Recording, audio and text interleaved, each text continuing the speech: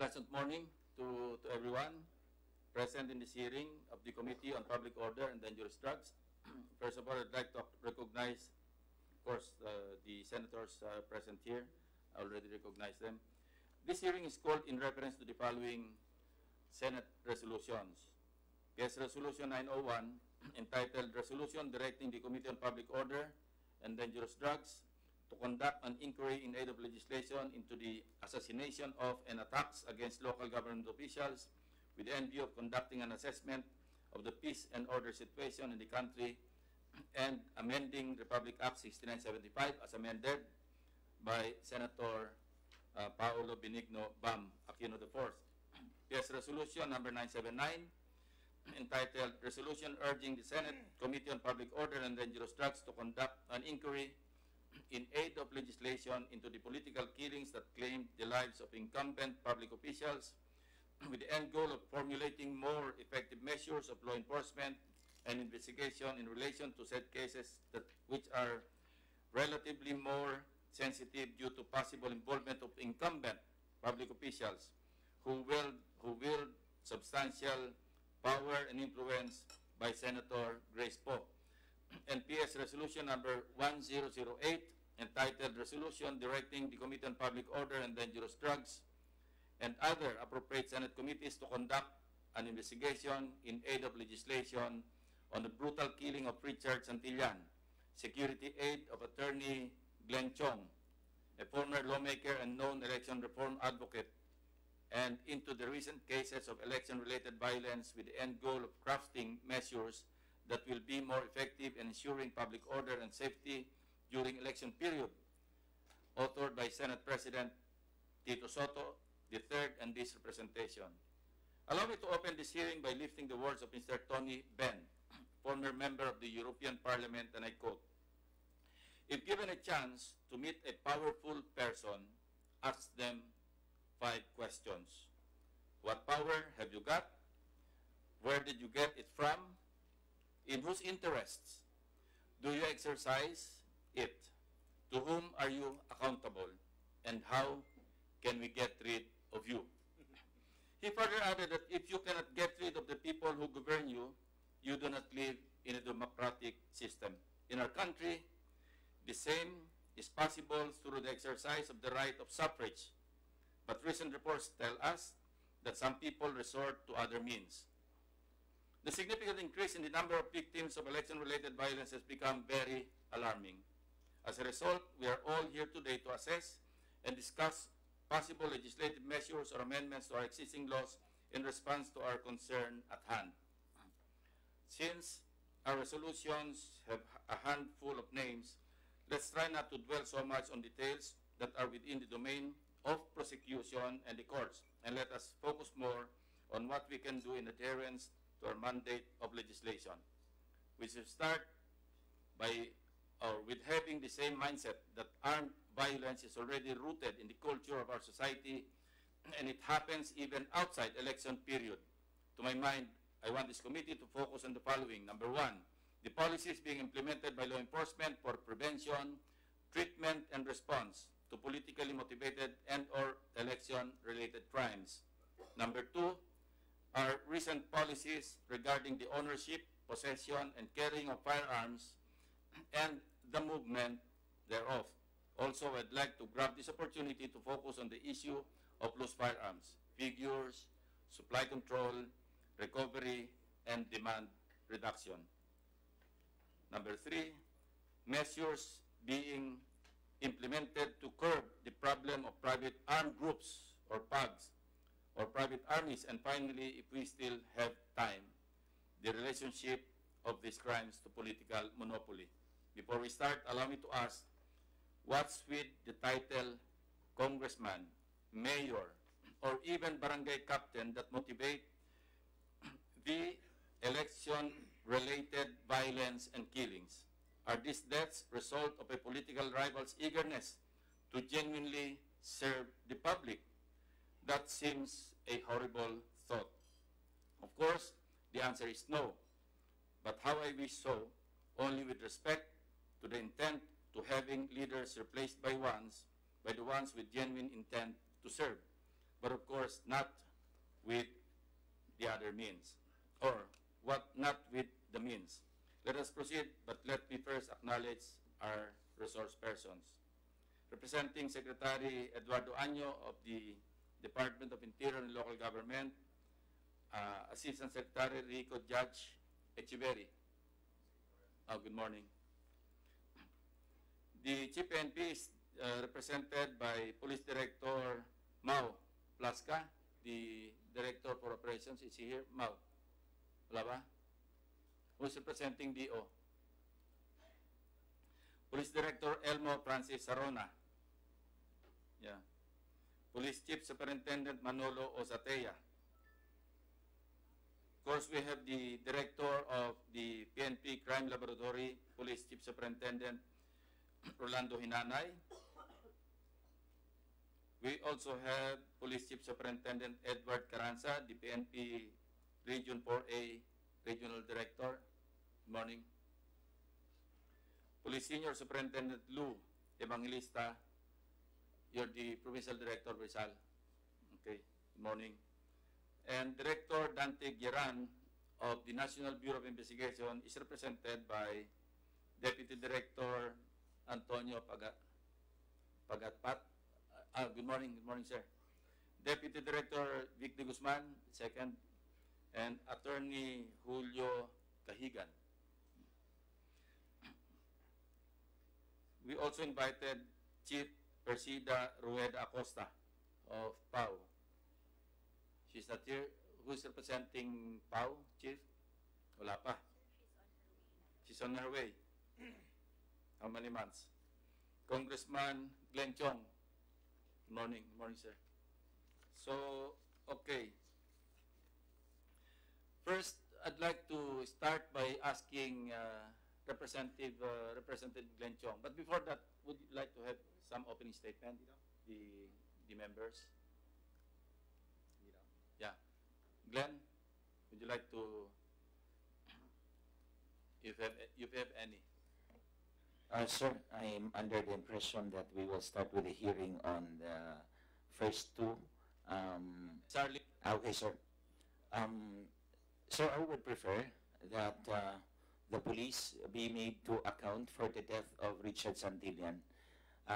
They have insisted that this is a legitimate operation, and I suppose they have the evidence with them.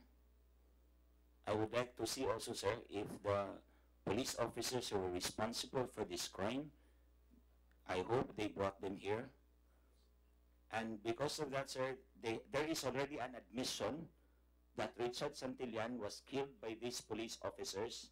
On that admission, sir, I would ask the police to account for their evidence, for the documents, sir, because I have brought here all the letters I have sent to them. They have stalled. They refuse to give us these documents. So after they have narrated their documents and evidence, sir, I will present our version of the event, sir. That's our position at this time, Your Honor. Okay, who'd like to speak first? PNP Director of Rizal, Provincial Office, or, okay, you're representing Chief Superintendent Carranza? You are the I am the Regional Director, sir. Okay, yeah, sige. Yes, sir. Proceed. Honorable Senators, ladies and gentlemen, good morning. Members of the PNP are here today upon the invitation of the Committee on Public Order and Illegal Drugs, and we would like to thank you for the opportunity not only to air our side, but to help shed light on the issue on the killing of Richard Santillan.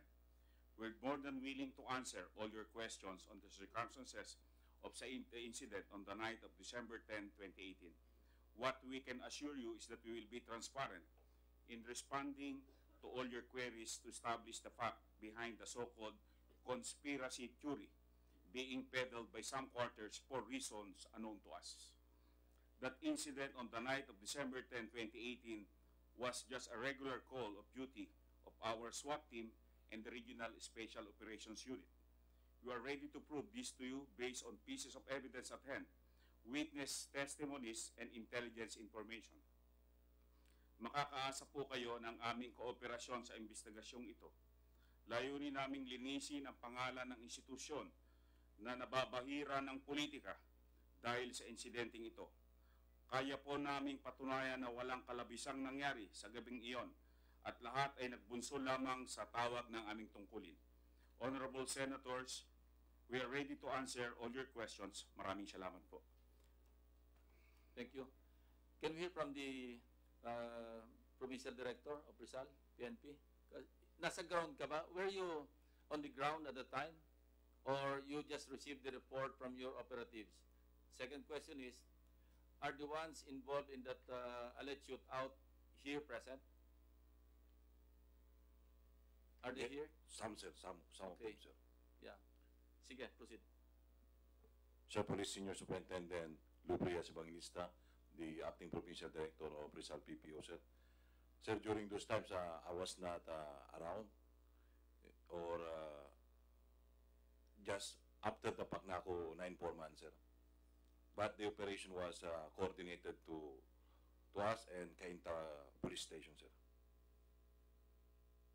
What particular unit of Rizal PPO was involved in that? This was a checkpoint, di ba? Checkpoint operations or intended operation against Santillan? Sir, intended operations against Siya talaga yung Highway Boy, sir. siya talaga yung target. Not necessarily, sir. So the chair welcomes Chief Presida Acosta of PAO and is that Dr. Erpe? Kindly take the seat in front.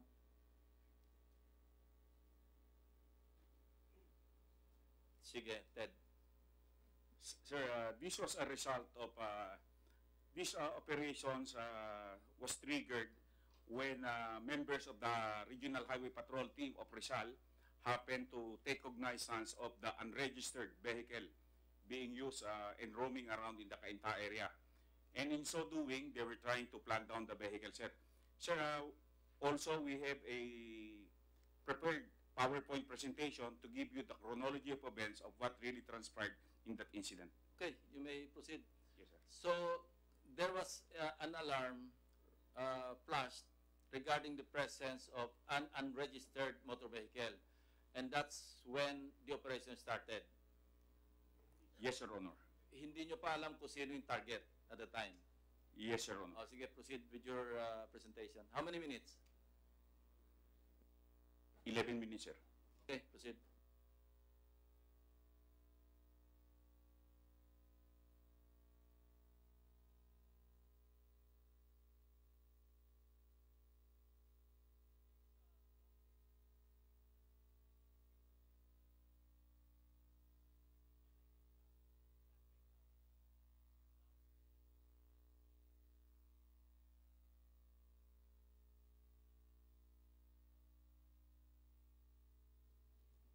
Check. Good morning, sirs. Honorable Senator, sir. PNP Generals present. Gentlemen, ladies, good morning. I am Police Superintendent Joseph R. Arguelles, the Acting Chief of the Regional Investigation and Detective Management Division of Police General Office 4A. Sir, please allow me to present to you the updates on the armed encounter that resulted in the death of Richard Yamba Santillan. Excuse me, before we proceed any further, can we ask the COMSEC to administer the oath to the resource persons as a matter of procedure? COMSEC.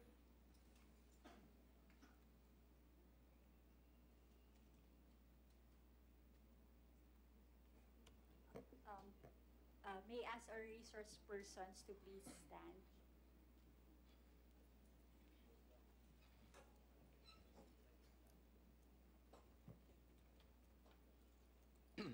Please raise your right hand. Do you solemnly swear to tell the truth, the whole truth, and nothing but the truth in this Senate inquiry? I do. All right, thank you. Yes, please proceed. Thank you very much, sir. As I've said, sir, this report presents the updates on the armed encounter that resulted in the death of Richard Yamba Santillan, also known as Red. the driver and aide of the former Congressman Attorney Glenn Chong, and his friend Jessamine Generales Casing, also known as Min Min. The sequence of my presentation is as shown. For the background,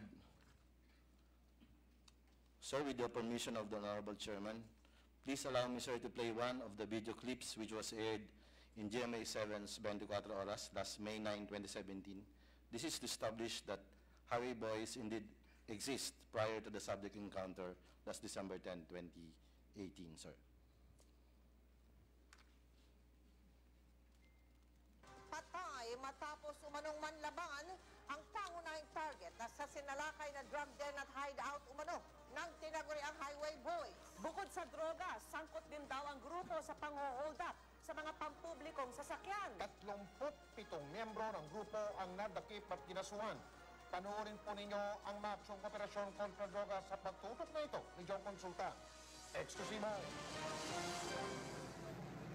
Armado ng search warrant, pinasok ng mga tauhan ng Cainta Police ang drug den na ito na hideout umano ng grupong tinatawag na Highway Boys. Sige na ho. Huwag muna kayong lumabas. Diyan muna kayo. Papasok na mga pulis sa lugar nang biglang umalingaw-ngaw ang sunod-sunod na putok.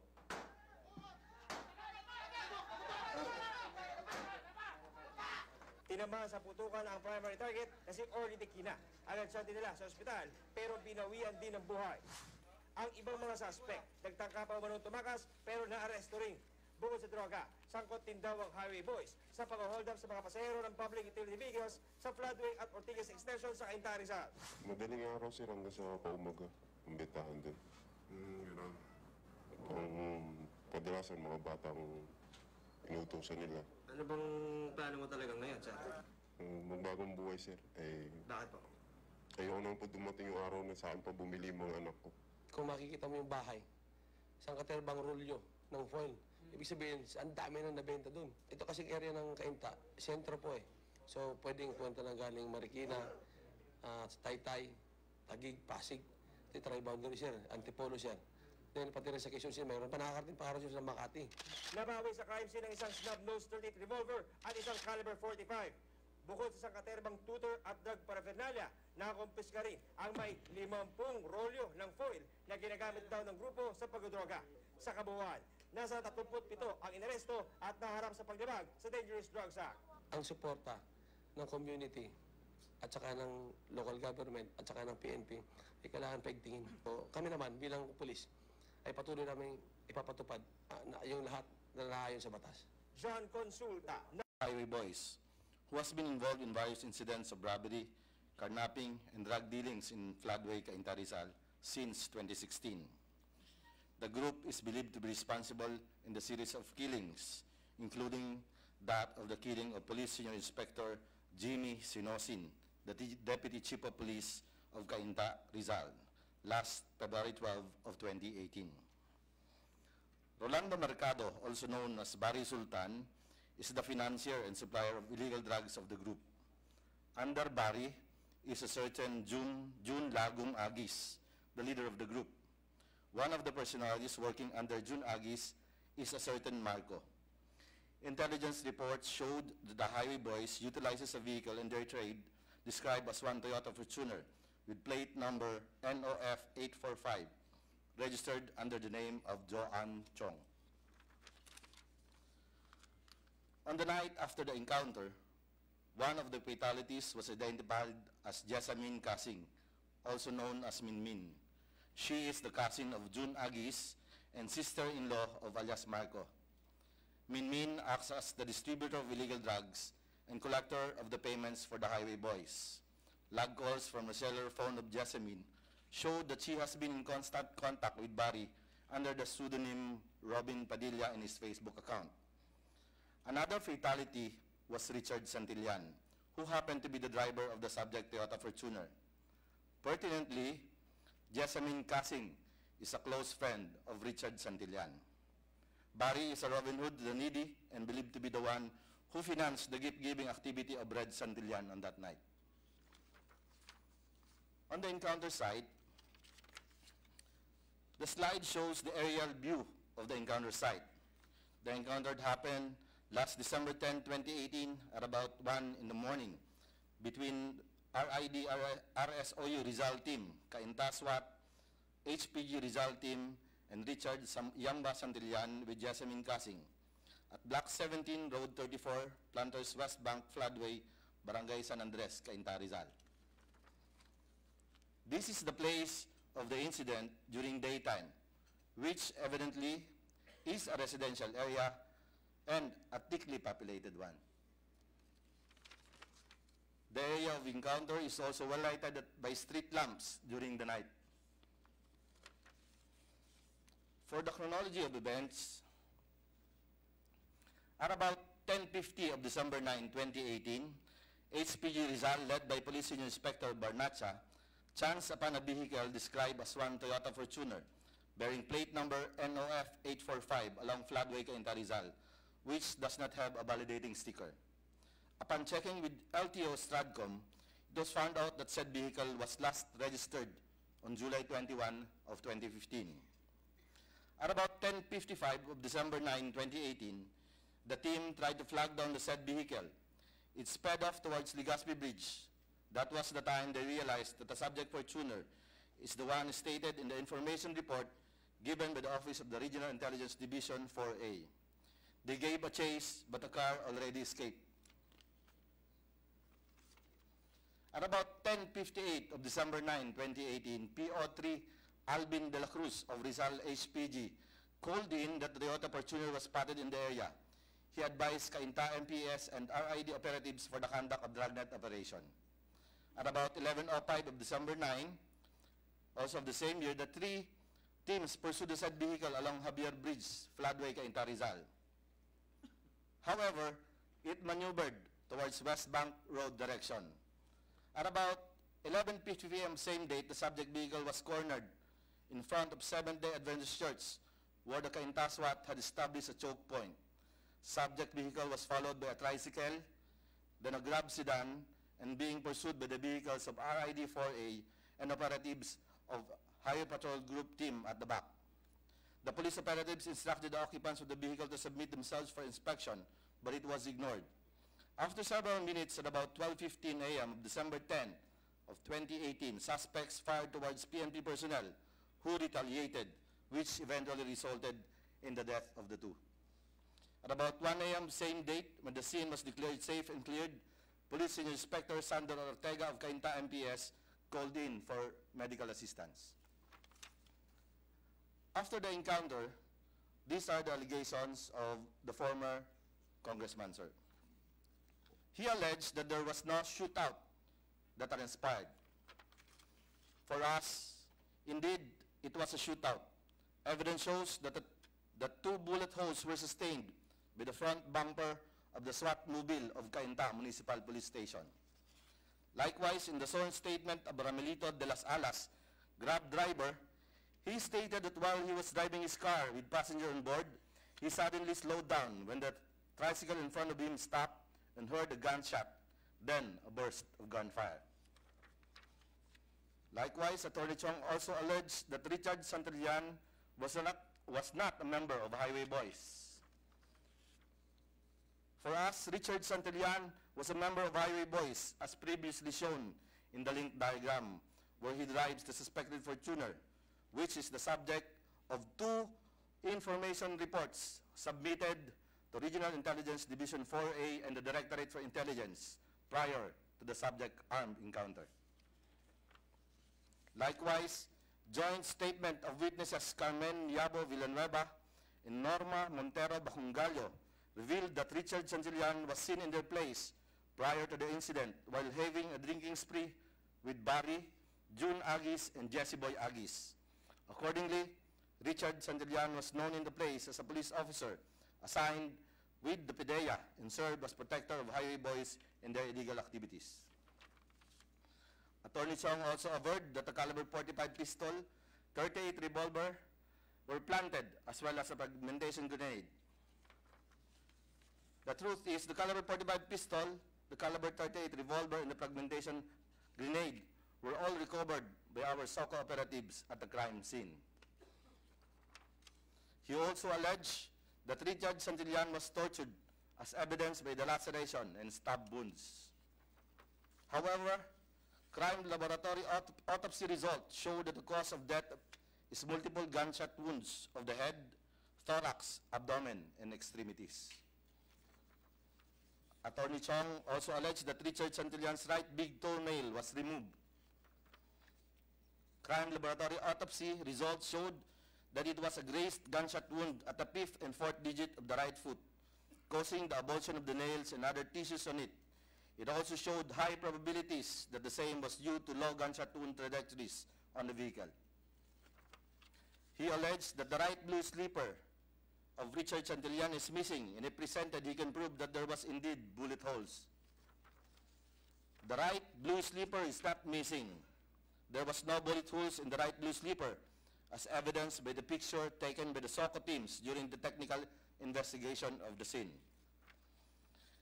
Statements of witnesses Barangay Kagawad Angeles Agagad and investigator on case SPO2 Efren Raginan and PO3 Frederick Castañeda disclosed that they saw the right blue slipper near the dead body of Richard Santillan. For the actions taken of Police Regional Office 4A, after the incident, PNP personnel involved were administratively relieved of their assignments to pave way in the investigation of the case.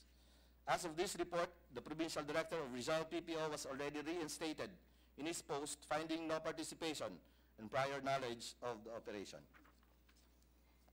Orders were also issued placing all personnel involved under restrictive custody, and they were then directed to turn over their respective firearms and PNP badges. As for the case, personal belongings of Richard Santillan, which were not considered as evidence, were given to Attorney Chong as witnessed by the wife of Richard Santillan, as shown by the receipt. Also, replies were sent to Attorney Chong as regards his letter request dated December 13, 2018, denying his request for documents for the same as subject of a case ongoing investigation prior prosecution. Likewise, Attorney Chong's letter reiterating his request dated December 28, 2018 was also denied by Police Regional Office 4A, citing that their office has no document relative to the abduction of Richard Santillan. Also, the administrative complaint for grave misconduct, that is 2 counts of homicide and grave irregularities in the performance of duty, is ready for resolution. The summary hearing was terminated last January 29, 2019, and within 15 days, parties are to submit their position papers. The resolution of the case will be submitted on March 2019 at ORP HRDD, Discipline, Law and Order Section. And lastly, a case for violation of the Republic Act 9165, violation of Republic Act 10591, and Republic Act 4136 were filed against Rolando Mercado, also known as Barry Sultan, June Lagum Agis, and Joanne Chong before the Provincial Prosecutor's Office of Rizal, docketed under NPS number XV18D, INV-19A00107-111, sir. For our assessment, based on an honest-to-goodness conduct of investigation, there is no truth on the allegations of Attorney Chong that Richard Santillan was kidnapped, tortured, killed, and was set up. The result of trajectory of bullets from Rizal Provincial Crime Laboratory Office showed that Richard Santillan was moving from the driver's side to the passenger side of the vehicle while the firefight is ongoing. He was able to fire shots while outside the vehicle, where he eventually died. Thus, what happened was indeed a legitimate police operation. That would be all, sir. Thank you very much. Your Honor, sure. Excuse me. What unit in the PNP conducted or is conducting the investigation? What particular unit? So, we at the Regional Investigation Detective Management Division conducted the investigation, sir, but as of now, it is the Regional Internal Affairs Service that is handling the investigation of the That's case. the administrative aspect. Yes, sir. And, Yung criminal aspect of the case. We have already Ano status? We just filed the case of against Barry, sir, and Agis, but we are not.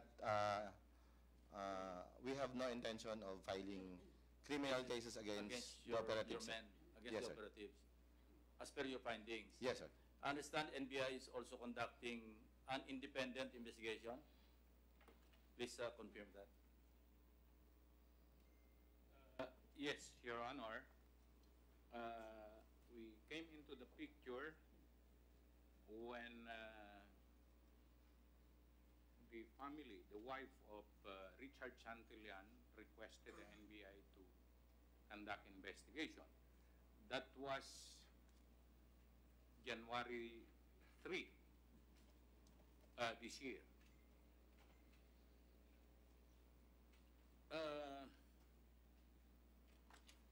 Our Death Investigation Division conducted an ocular inspection of the area and statements were taken from some bystanders.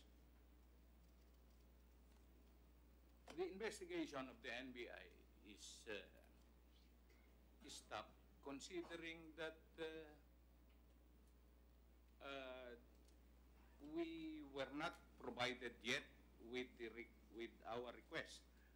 Our NBI director, Director Dante Gueran, wrote a letter to Police Director General Oscar Albayalde dated January 7, requesting for several documents, certified Xerox copy of spot report, initial progress report, sworn statements taken, if any, SOCO reports, crime scene pictures, autopsy report, intelligence report, and or investigation reports concerning the illegal activities involvement of Mr. Richard Santillan prior to the police operation.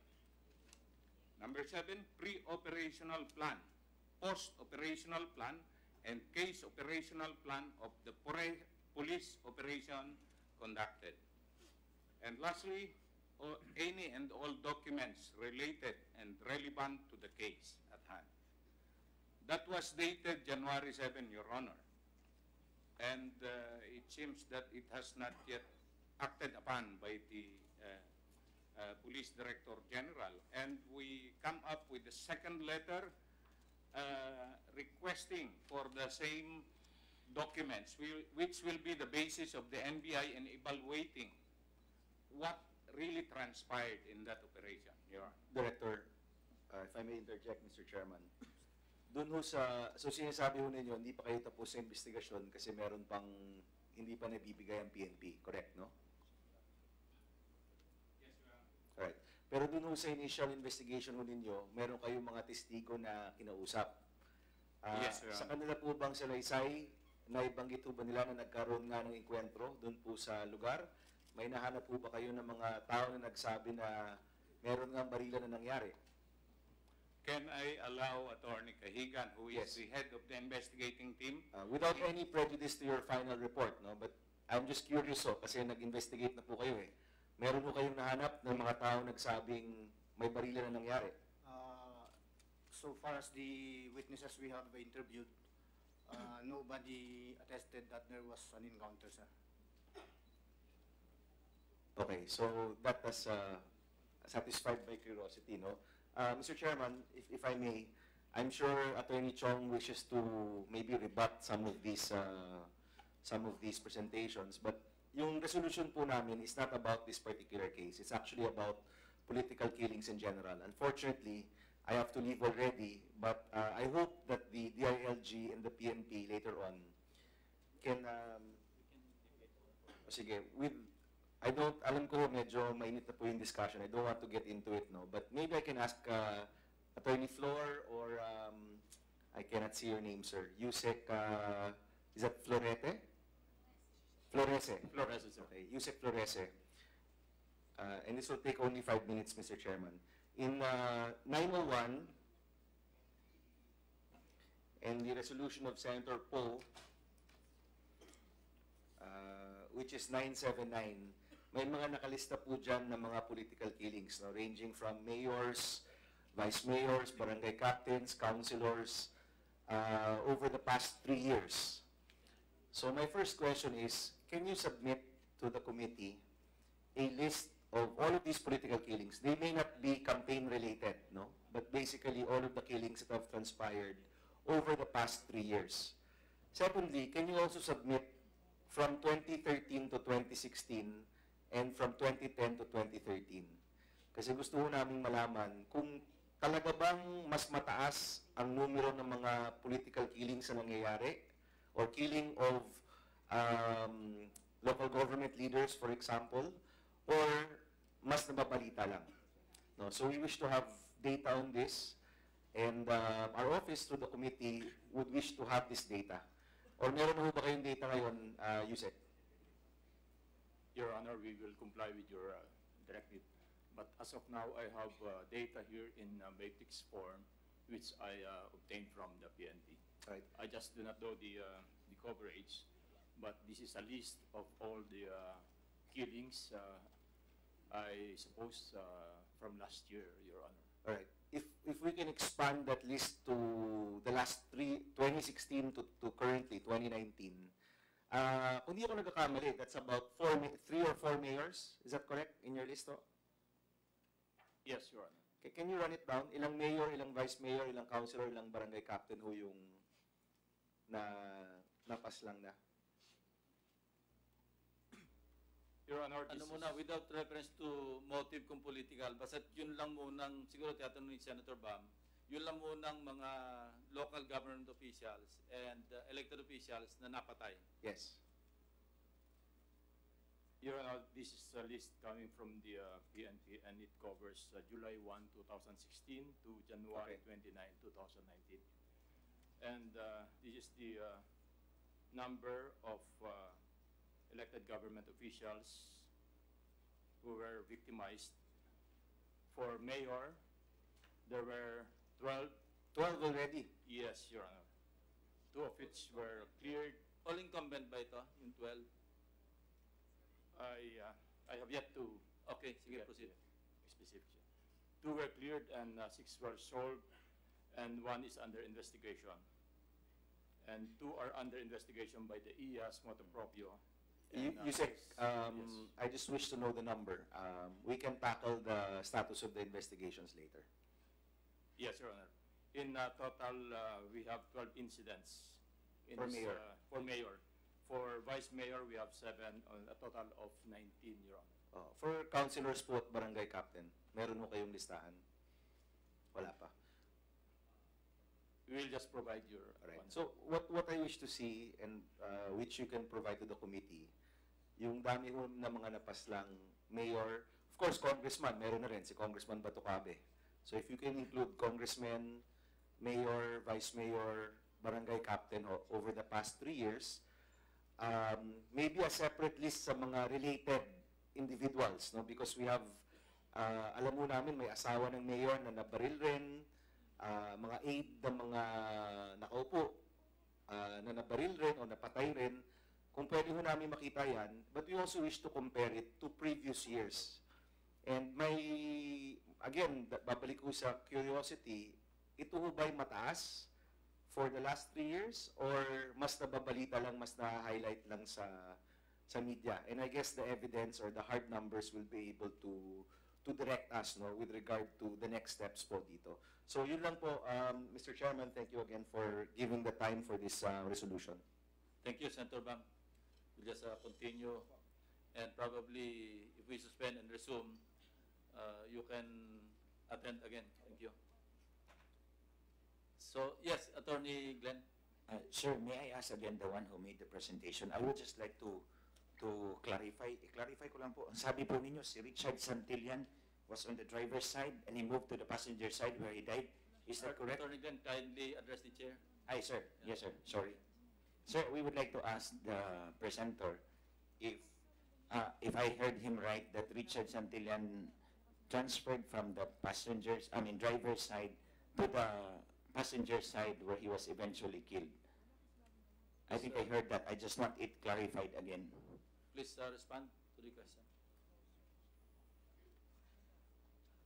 Sir, that's correct, sir. Okay, sir.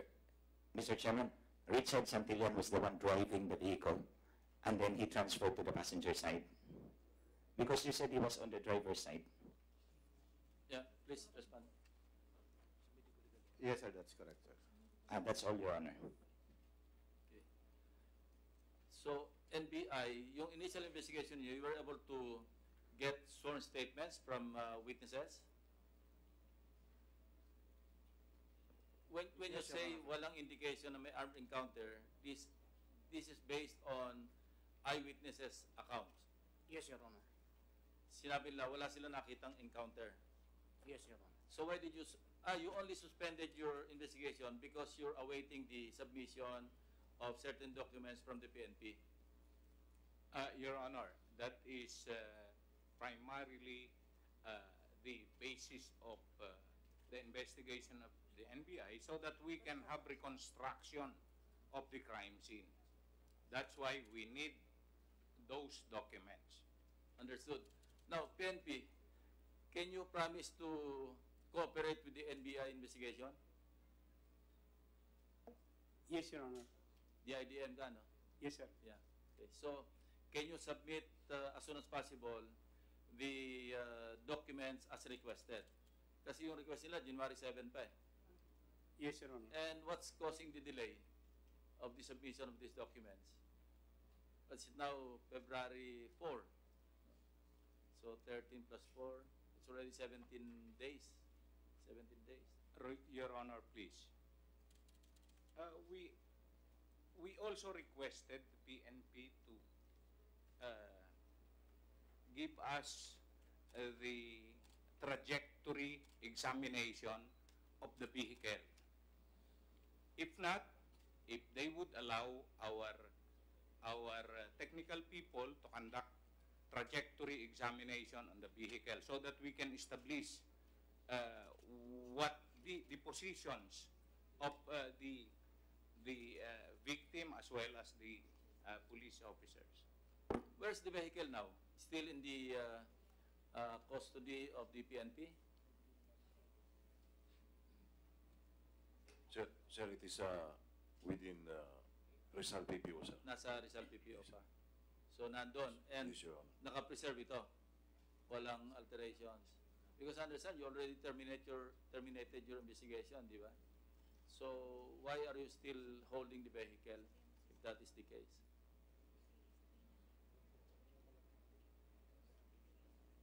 Sir, the vehicle was parked near in the camp because it was already turned over to the investigator on case. However, wala silang paglagyan, so it's better na safe doon sa campus. Which is Yeah. the Regional Investigation Office. Sila yung may custody ng sasakyan. Not necessarily physical, but sila yung may legal custody ng sasakyan. What's that unit again? Regional Investigation and Detection Office? Sir, IOC ng Cainta Police Station, sir. Investigator on case, sir. Investigator on case ng Cainta. Yes, Your Honor. Hindi ba nag-conduct ng investigation ng CIDJ dito? Wala. Kayo rin ang nag-imbestiga, Cainta rin. Sa level lang ng Cainta Police Station? Sir, it was only Cainta. Sir, regarding the vehicle, may I give you? The vehicle which was secured by Rizal PPO was spoiled last Saturday. There was a person that came in, according to a report we received from the provincial director, that Attorney Glenn Chong went there and forcibly opened the vehicle, trying to look for something inside, sir. Where it was sealed by a police, nobody are supposed to touch that, but based on report I received, Attorney Glenn Chong went there and start banging and saying dirty words to the members of Rizal PPO, and he forcibly opened the vehicle. Were you able to document that incident? Yes, Your Honor, Or, we have pictures, sir. Yeah, you have photographs. Yeah, Tony Chong. Thank you, Mr. Chair. I did not bang. I did not shout any curse words except once. Once, sir. The reason for this, sir, is that I went to the PPO to take a look at the clothes of Richard Santillan because I found out in this report, which they have actually denied us, sir, for so long a time, we have been asking it paulit-ulit na po akong nagre-request nito, sir. Hindi po talaga kami binibigyan. So, the night before I went there, natanggap ko po itong report, sir. At nakita ko po dito, 25 po ang butas sa damit ni Richard Santillan. Ilan lang ho bang bullet wounds ang natanggap ni Richard sa kanyang katawan? Ilan lang? Itong sa kamay? Dito? Ilan lang ang bullet wounds ni Richard sa kanyang katawan? Bakit 25 ang holes, ang butas sa damit ni Richard Santillan, sa t-shirt? Bakit 19 ang butas sa kanyang cargo pants? The chemistry report. Sir, I would cite that one, sir. That is, nandito po yun. It's stated here, sir, that's chemistry report C-247-18. Ito po yun. And this is a certified true copy, Your Honor. This is a certified true copy. Chemistry report conducted by?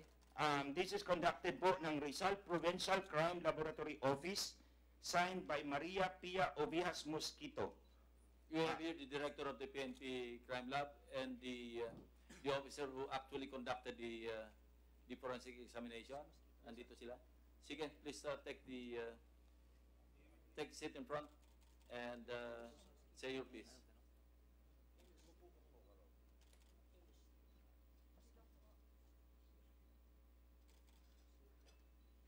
Kindly identify yourself muna.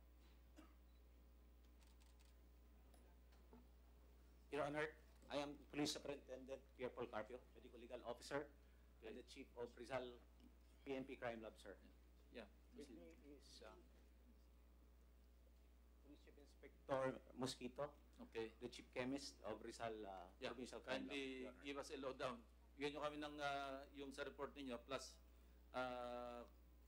capable naman kayo and competent naman, plus yung analysis ninyo. Sir, if I may, Your Yeah, Honor, please. can we have a presentation for all the results and all Okay. the... How many minutes yan? we can make it shorter. Yeah, okay. Your Honor. Proceed. Para lang maliwanagan natin. In the meantime, the committee wants an inventory of all cases involving not necessarily political killings, but involving elected officials and related cases. Ano yung status, ilan yung solved, ilan yung under investigation, ilan yung walang lead whatsoever, ilan yung napailan na ng kaso. Meron ba kayo dyan? And in relation to the questions raised by Senator Bam, yung comparison between different periods, 2010 to 2013, yung 3-year period, and then 2013 to 2016, and then 2016 to 2019, to find out if there's a spike, unusual spike in politically motivated or otherwise killings. Can you do that? Yes, do Your you have Honor. materials now? While we are waiting for the crime lab. Very quickly, Neron. Yes, Mr. Chairman, I think the report is still incomplete, so we will just Okay, submit just our submit detailed later. report. All right. Sige, crime lab. Please proceed. Honorable Chairman, sir. To everyone, good morning.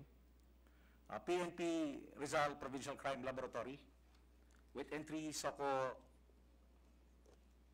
RCLO 4A-D-348-18 armed encounter incident Santillan case, December 10, 2018.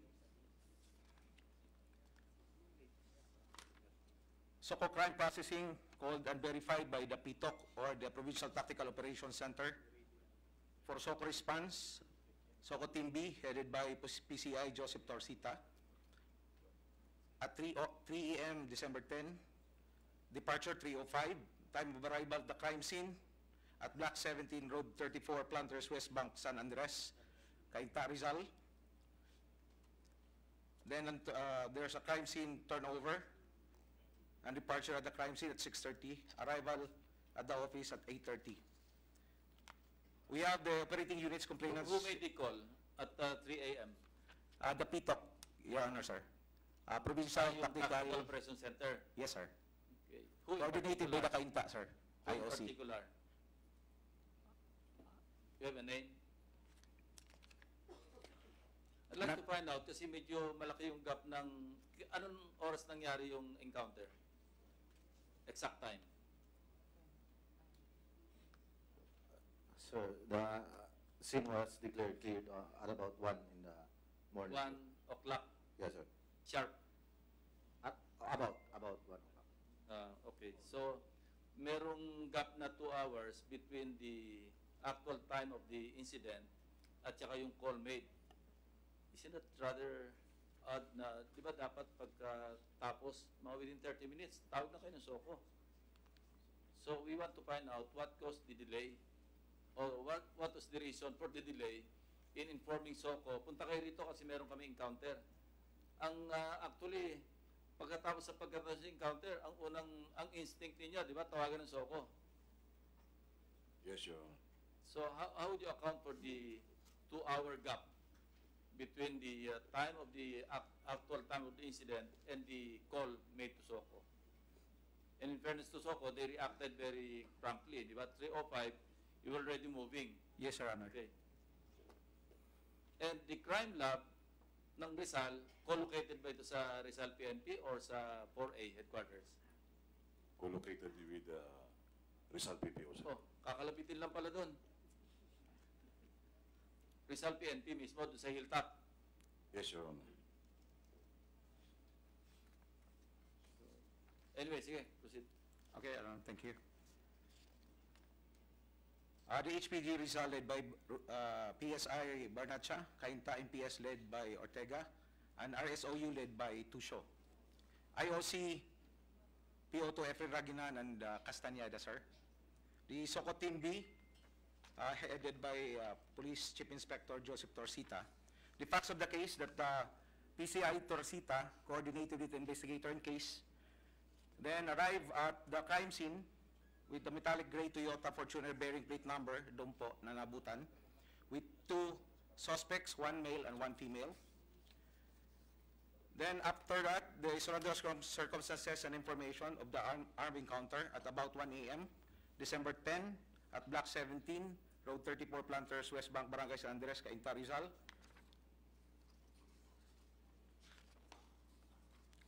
Then upon arrival at the crime scene, this is the general view of the crime scene upon arrival, sir, at Planter, Cainta.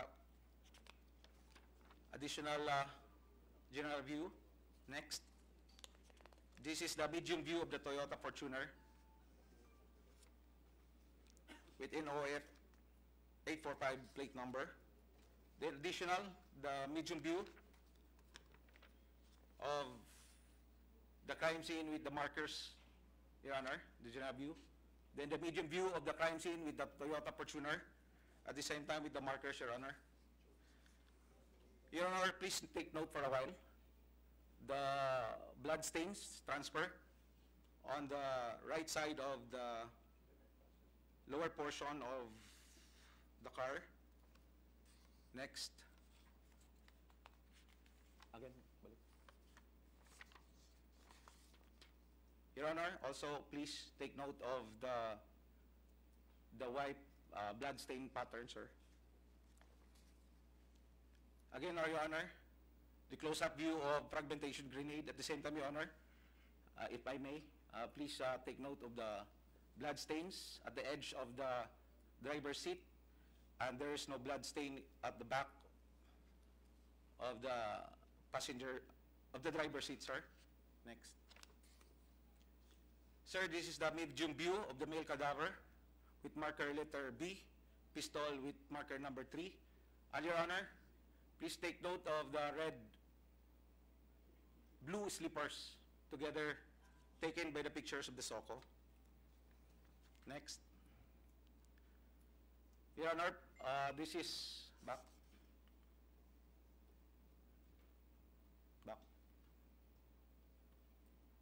Your Honor, taken picture as medium view. Your Honor, please take note of the pooling of the blood, both in the near the car, at the same time at the pool of bloods within the cadaver, Your Honor. Again. This is every, bigyan mo kami ng konting interpretation. Yes, Your Honor. based on your expert analysis, anong indication nun? Yung Yes, sir. mga sinasabi nyo kanina, yung sinasabi mo, take note of the pool of blood, take note of the traces of blood. Baka pwedeng bigyan mo lang kami kasi hindi naman kami maalam ni Senator Honasan. Yes, Your Honor. I'll be discussing it after a while, Your Honor. Sige, okay. Maganda para masundan namin as you go on, di ba? Mas maganda para masundan din namin Okay, Your yung Honor. interpretation nun. This medium view of the male cadaver, Your Honor, this is a preparation of the transport of the cadaver, putting the cadaver back, then it will be now transported to the morgue facility for autopsy, Your Honor. But you can notice, Your Honor, that the clothings are still with the suspect, Your Honor. Next. Your Honor, here we showed that with the marker and showed that the body at the frontal area, including the injury sustained. Your Honor, next. Your Honor, also this is the back portion of the body showing the injury sustained, unwashed, uninbound, and there is a clothing still with the suspect, Your Honor. Next. Next. Close-up view with one magazine and black purse containing the plastic sachet with white crystalline substance, Your Honor. Black coin purse containing one heat-sealed transparent plastic sachet containing white crystalline substance and one magazine containing 18 cartridges. Another close-up view of pistol 1 chamber load cartridge and one magazine containing 2 cartridges.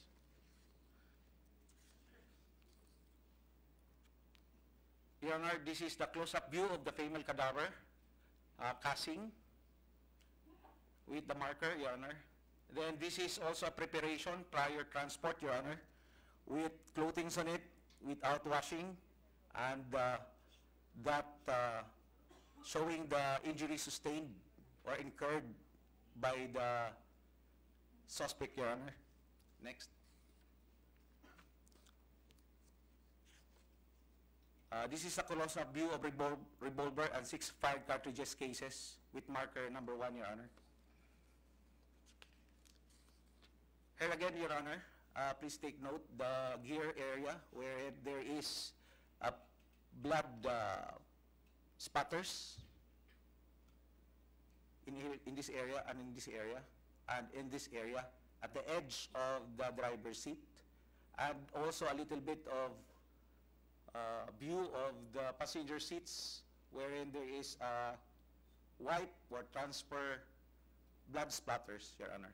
It will be taken up later, and it's very important. Next.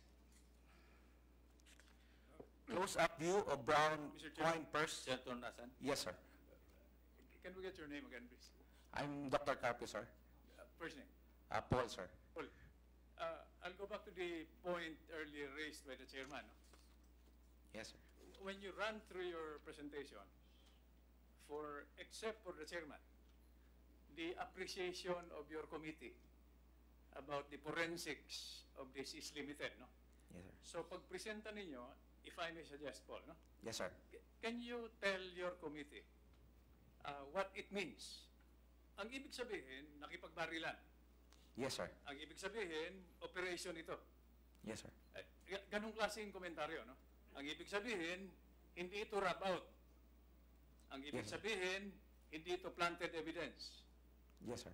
Ang ibig sabihin, yung based on the trajectory at hindi nga hinugasan yung katawan, ibig sabihin, this is an indication of the expeditious reaction of the SOCO. A point which was raised by the chairman earlier, no? Yes, sir. Because time dito, Paul, is of the essence. Copy, sir. So, these are the commentaries that your committee would like to get from you for you to share with us, no? Para, and I say this to the other resource persons, no? All the 3 resolutions are in aid of legislation. Okay, so we want to know kung may problema ba sa batas, may problema sa implementation, kasama na dyan yung IRR, may problema sa rules of engagement, sa protocol. Yes, So, Paul, can you make that commentary? Yes, Your Honor. Or are you in a position to make that commentary? Yes, Your Honor. Yeah, okay. I'll go forward, Your Honor, Yes, para let's- mas this is an inventory just, Your Honor, prior examinations. During the examination, Your Honor, now I can explain, Your Honor. Yeah, para maintindihan namin mabuti, no? Yeah, please, We yeah. can understand so Okay. far, no? But what does it tell us about the contrary allegations, no? Na hindi ito operation, rub out ito. That's what we want to derive from Okay, your testimonies. Thank you. Thank you, Mr. Chairman. Forward. Forward. Forward. Issues. Forward. Just give us your conclusion based on your expertise. Yes, Your Honor. Okay, sir. Pang layman, ha? Huwag masyado yung technical. Interpret mo sa amin. Opo, sir. Dahil Paul, si dating Chief PNP is Chairman, ako Army. Yes, sir. Yeah. Back. Okay. So, just in here, Your Honor, we conducted the autopsy in a medical legal division, Your Honor. According to the procedures, there should be taken pictures and a unique numbers should be given to the cadaver and the pictures were taken. Upon taking the pictures, then we do the conduct of autopsy, Your Honor. All right. This is the anatomical sketch of all the injuries sustained by the cadaver, Your Honor. Dito, Your Honor, total is gunshot wound number is 21. 1 gunshot wound of the head, 8 gunshot wound of the thorax, 10 gunshot wounds sa extremities, 2 graze gunshot wound, 2 hematomas, 6 fractures, and 3 abrasions, Your Honor. Next. Abrasions, how many? 3, Your Honor.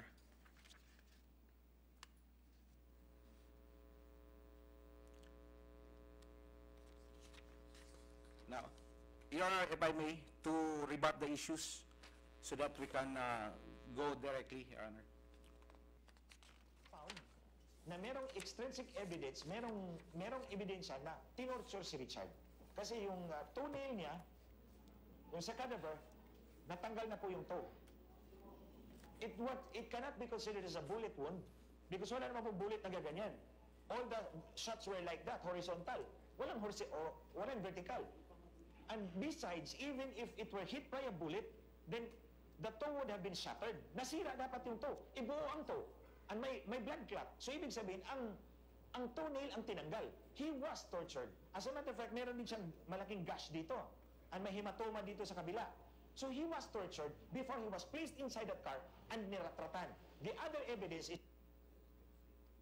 Okay, Your Honor. The issues here is the toenails that was removed and a sign of symptoms of sign of torture and hematoma at the left side, Your Honor.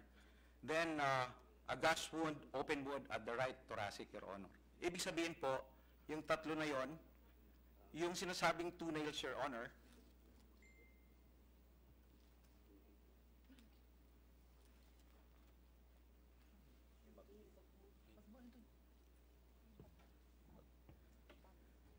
the toenails, Your Honor, really it is a graze gunshot wound or tangential gunshot wound, Your Honor. A bullet travels across. Ang ibig sabihin nito, Your Honor, ang pagtama nito, Your Honor, kasi tangential or graze gunshot wound, from across the skin at a shallow angle. Elongated siya po ang abrasion niya. Pahaba, kasi dapli siya. Then, it causes an abrasion and laceration without entering the cavity of the body, but extending the skin to subcutaneous tissue or into the skin. And it's really hard to determine the slab direction. Pero dito po, Your Honor, we can use of triangulation. Kaya sinasabi ko kanina rin, Sir, Your Honor, na with the use of the gunshot hole doon ng sasakyan, Ang tanong ko nga is, can you relate this to the bullet hole or holes Yes, ng Your Honor. sasakyan? Just to find out or just to prove na hindi tinanggal yung toenails na sadya. Yes, sir. Kaya nyo ba yun?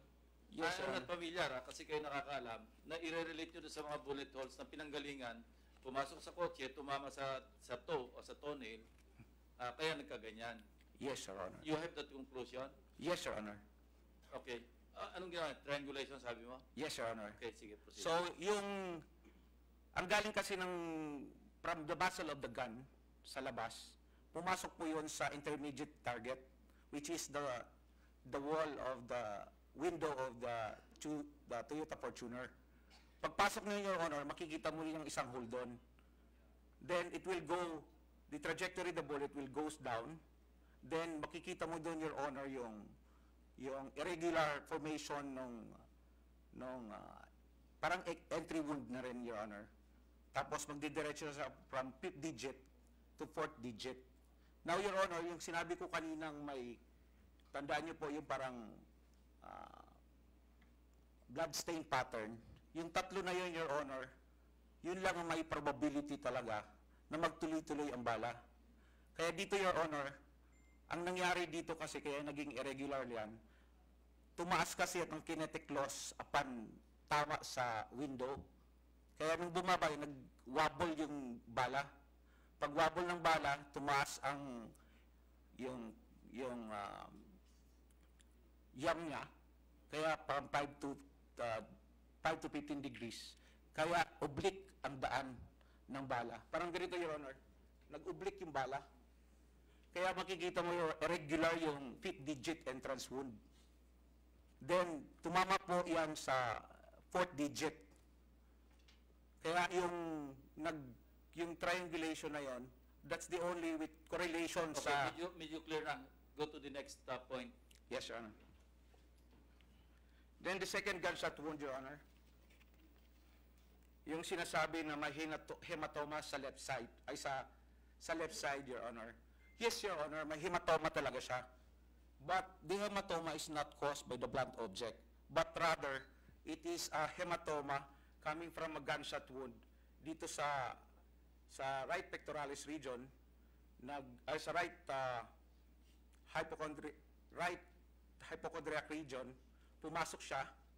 Pagpasok niya po ngayon, nag-cause ngayon ng maraming pressure doon sa tunnel ng truck ng wound.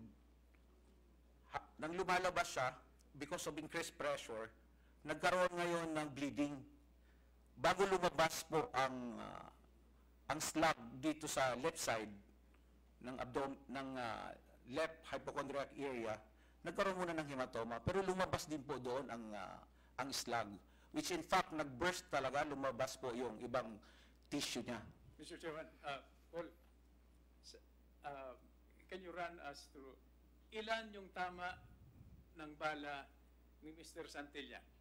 21, Your Honor. 21? Yes, Your Honor. Ilan, Kasi ganito, yes, Your Honor. Sinusubukan ko lang intindihin, ha? I don't know, that's why I'm asking. Ilan ang tama ng bala nung sasakyan? 67, Your Honor. 67? Yes, Your Honor. Okay, 67. Tapos, accounted for yung dinaanan ng bala na tumama sa sasakyan at saka yung tumagos papunta kay Santillan? Yes, Your Honor. Okay. Anong klaseng bala ang mga tumama? Your Honor, according to shape and size, Hindi, generally. generally may 9mm, Your Honor, 9mm. 5.56, Your Honor, So, ang ginamit, triple, M16, tsaka posibleng may 45, Your Honor. 45, Yes, Your Honor. 9mm. And this is from the police, the law enforcement. Yes, Your Honor. We're assuming that, no? Yes, Your Honor. Yeah. I'm just trying to understand this in terms of, not in terms of the technical ballistics of it, no? We just want to reconstruct what happened para we can... Yes, Your Honor. Andito naman yung mga examiner ng ballistician, Your Honor. Yes, yes. Direct question can be addressed to them, Your Honor. Thank you. Thank you, Mr. Chairman. 21 entry wounds. Ilan yung exit? Sa katawan, sa katawan. minus 2, Your Honor. So, ang exit wounds 19. 19, Your Honor. So, may embedded sa loob ng sasakyan, sa loob ng katawan. Na-recover nyo yung slug? Dalawa, Your Honor. So, nagtama siya. Yes, Your Honor. Kasi 21 na pumasok, labis siya man lumabas, may naiwang slug. May grace gunshot wound kasi, Your Honor. Minus 2, dalawang slug. Minus 4, Your Honor. Minus 4. Yes, Your Honor. So, 17 ang exit. Yes, Your Honor. Sa body. 17. Dalawang slug recovered. Then, yung isa naman walang exit kasi wala namang, pero considered pa rin siya as gunshot wound, Your Honor. Yes, Your Honor. Okay, because we use the Mayo kind of gunshot wound descriptions. Okay. Sige, it means next point. Both entirety. Sige, Paul, next point. Okay, Your Honor. Then the next is the gunshot wound, open wound, Your Honor. Ito yung sinasabing dito sa kanan na abrasion. Yes, Your Honor, it is an abrasion, Your Honor. It is located in the right hypochondriac region, measuring 5 by 3, 10 cm from the anterior midline, Your Honor.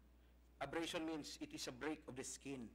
It can be, Your Honor, caused by the metallic fragments na kumawala doon sa slug, sa buong slug, Your Honor.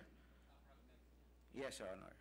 So, Your Honor, lastly, yung sinasabi kong blood stain, Your Honor, that was shown a while ago, doon sa may rug, doon sa driver's seats, sa transfer ng blood stain, sa contact pattern, Your Honor, sa seat driver passengers, shows blood stains, spatters, that indication that the body was alive. Ipinasok siya doon, kung ipinasok man siya, basta buhay siya nandun.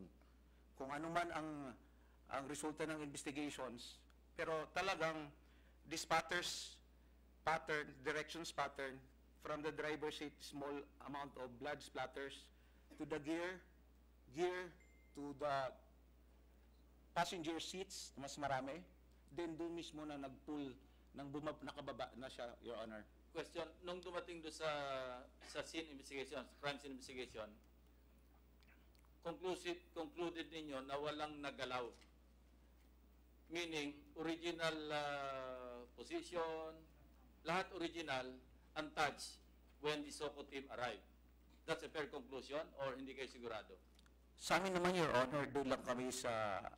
Hindi nyo ba makikita yung indication na pwedeng ginalaw itong cadaver o yung body bago kayo dumating? Hindi nyo kaya determine yan? Your Honor, pag tinignan, this is a holistic approach, Your Honor, interpretation. But this is my opinion as a SOCO practitioner also. Ibig sabihin, Your Honor, if I may, iba-ibang direction kasi ng bala, Your Honor, ay yung trajectory sa katawan. Ibig sabihin, Your Honor, may pakyat, may pababa, may slightly downward. So, kung ang... That's not what I meant, ano? Inano ko, kung ito'y napakailaman ng may intervention, you know what I mean? Yung mga operatives, pwedeng inayos nila yung body to conform with what they would want to project. Wala kayong nakitang ganon? Sa examination namin, sir, Your Honor, wala naman. Wala, okay. Yeah. Yes, Your Honor, sir. Taking off from the question of the chairman, are you able to determine also the range at which the shots were fired?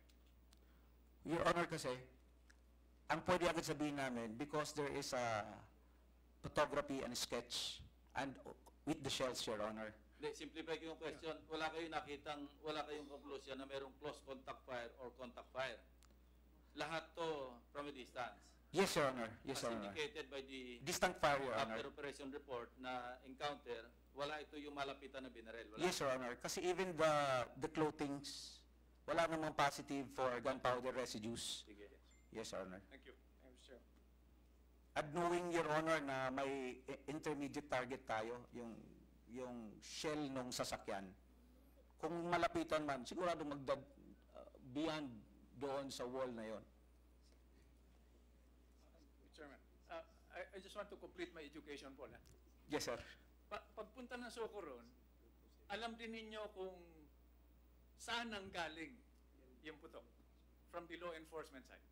Yes, Your Honor, because of the shells. Oh, no, I understand it. What I mean is, nasa gitna yung target, vehicle, Yes, Your Honor. saan galing?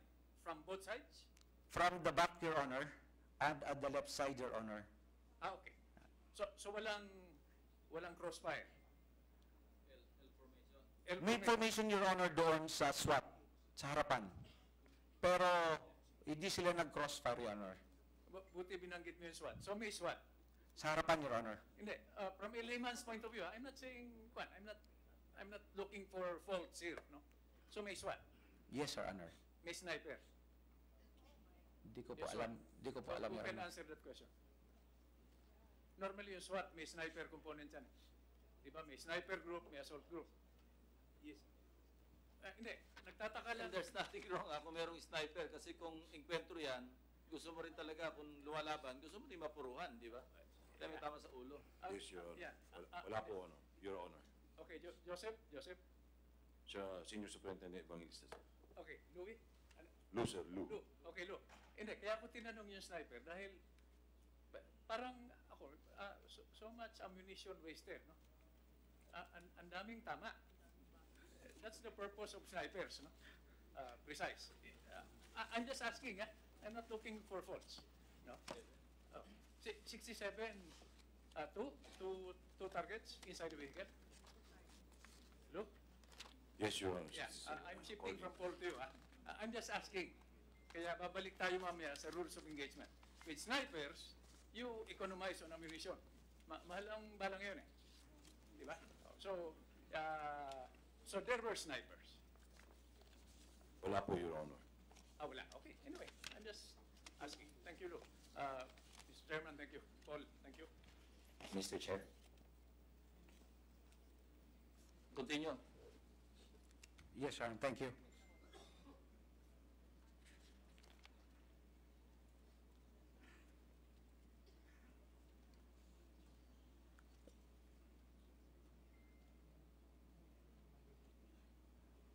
Yung sa may tsinelas. Your Honor, yung kanina, if I go, may back to the, sa lower extremities, yung 5th to 4th digit, aside from the triangulation from the gunshot hole to the gunshot entry and exit wound, yung tsinelas po, di Your Honor, will also prove na yung trajectory is hindi downward. Hindi siya from anterior to posterior. Kasi wala rin naman butas, sir, yung sleepers eh. So, it shows talaga na horizontal from medial to lateral, Your Honor. Then the next issue, that there are 6... po ang blue sleeper ni Richard Santillan. Yung sinelas po ni Richard Santillan, yung blue, yung kanang bahagi. Ito po yung kanang paa na ipinakita ko po sa Facebook na natanggal ang kuko. Pero hindi pala ito natanggal ang kuko. Binaril pala talaga ito. Yung 5th digit ng kanyang paa ay binaril. Tagus po yan. Yung 4th digit, binaril din po. Tagus din po yan. Ang tanong ko sa kapulisan, nasaan ang tsinelas na iyon ni Richard Santillan? Next.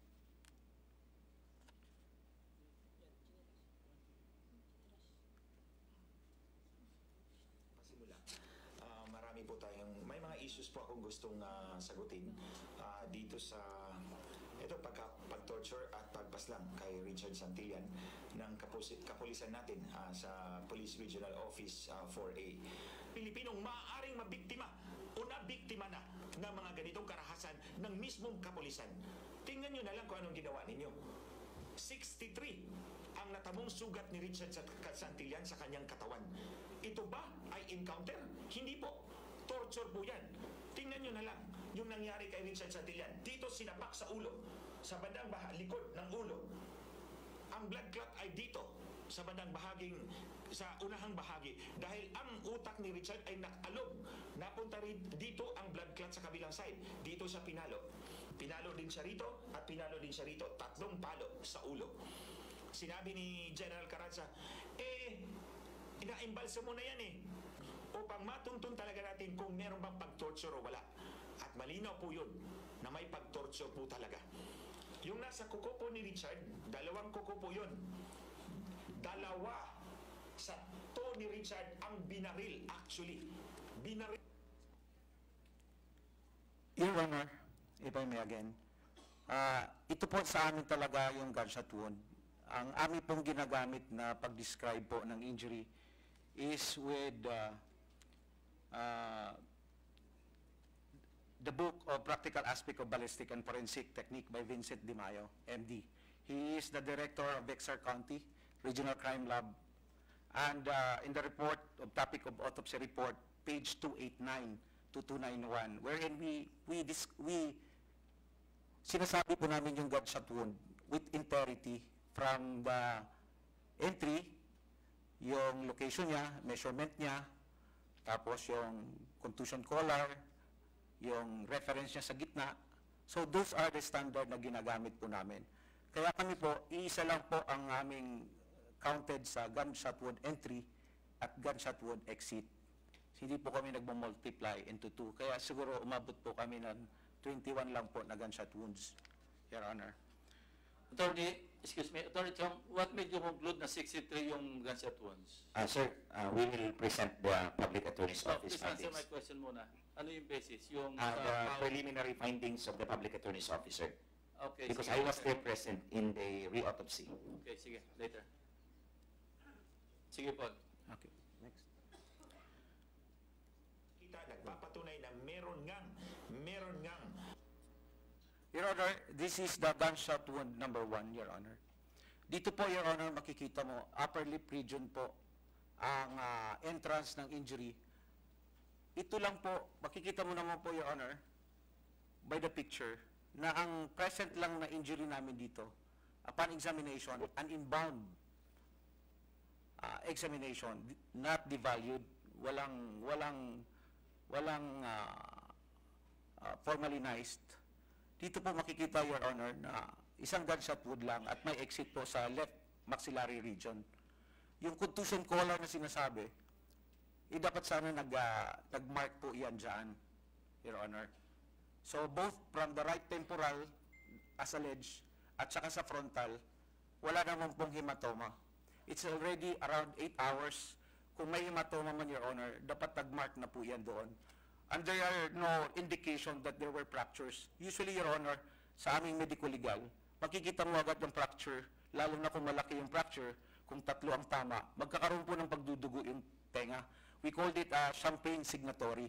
This champagne signatory is a signature that there is a blunt trauma na nag-cause ng fracture sa ulo. So with the picture itself, Your Honor, iisa lang talaga ang aming injury sustained dito, incurred ng cadaver. Tsaka talaga, Your Honor, merong hampas, sinasabi na Attorney Chong, no? Kung merong hampas, paano mag-manifest after 8 hours? Ano makikita natin?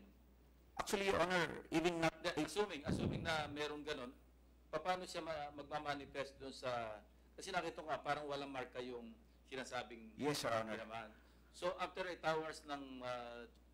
after death, ano? Paano natin makikita kung assuming na totoo sinasabi ni Attorney Chong, ano makikita dyan sa ulo niya? Yung sa left or right side? Your Honor, dito sa amin... tanong ko naman, ano yung makikita namin dito sa picture sana kung totoo yung sinabi ni... Dapat may hematoma, Your Honor. Anong kulay nga makikita? Bluish siya talaga, Your Honor.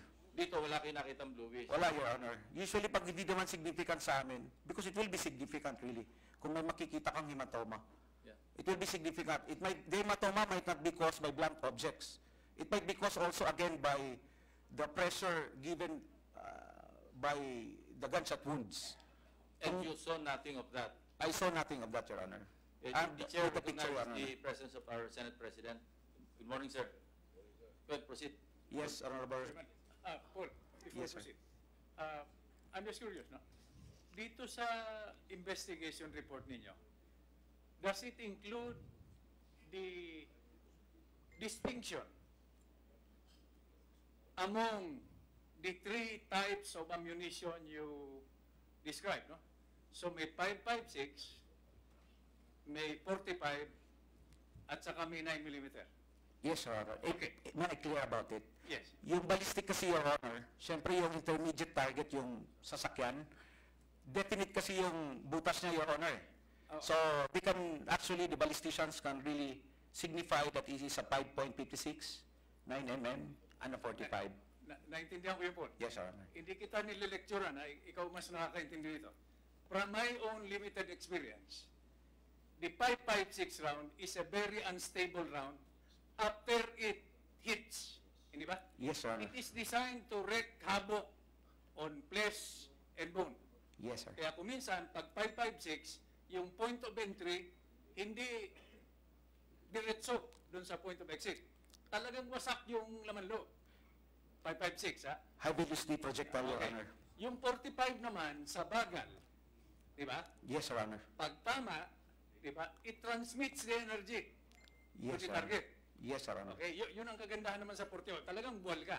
Yes, Your Yung Honor. 9 mm, high velocity, di ba? Yes, sir. Pero high penetration. Yes, Your Honor. Now, my question basically is, your investigation report includes this conclusion that distinguishes yung tama ng M16, yung tama ng 9 mm, at saka yung tama ng 45, para we can lay these issues to rest.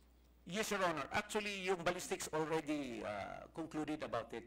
Okay. Sa amin naman, sir, yung tawag namin kasi, yung ballistics kasi, Sir Your Honor, may from the muzzle of the gun, from the gun to the muzzle, may sariling kwan sila. From muzzle to air, kami naman, Your Honor, as doctors, ang tawag sa amin is wound ballistics. Ngayon kami, Your Honor, may plus-3 kami. Kaya hindi kami conclusive with regards to size. Pero yung ballistics, Your Honor, because it is intermediate target, buo, nakaka-conclude sila, Your Honor. Kaya ako rin tinanong kanina yung distansya, dahil may tinatawag tayong terminal velocity, di ba? Yes, Your Honor. Yung point in that distance where you achieve maximum velocity. Yes, Your Honor. That was factored in your investigation report also. Yes, Your Honor. Okay, thank you. Thank you, Mr. Chairman. Your Honor, yung tungkol doon din sa... Excuse me. Yes, sir. Sige, Torek din.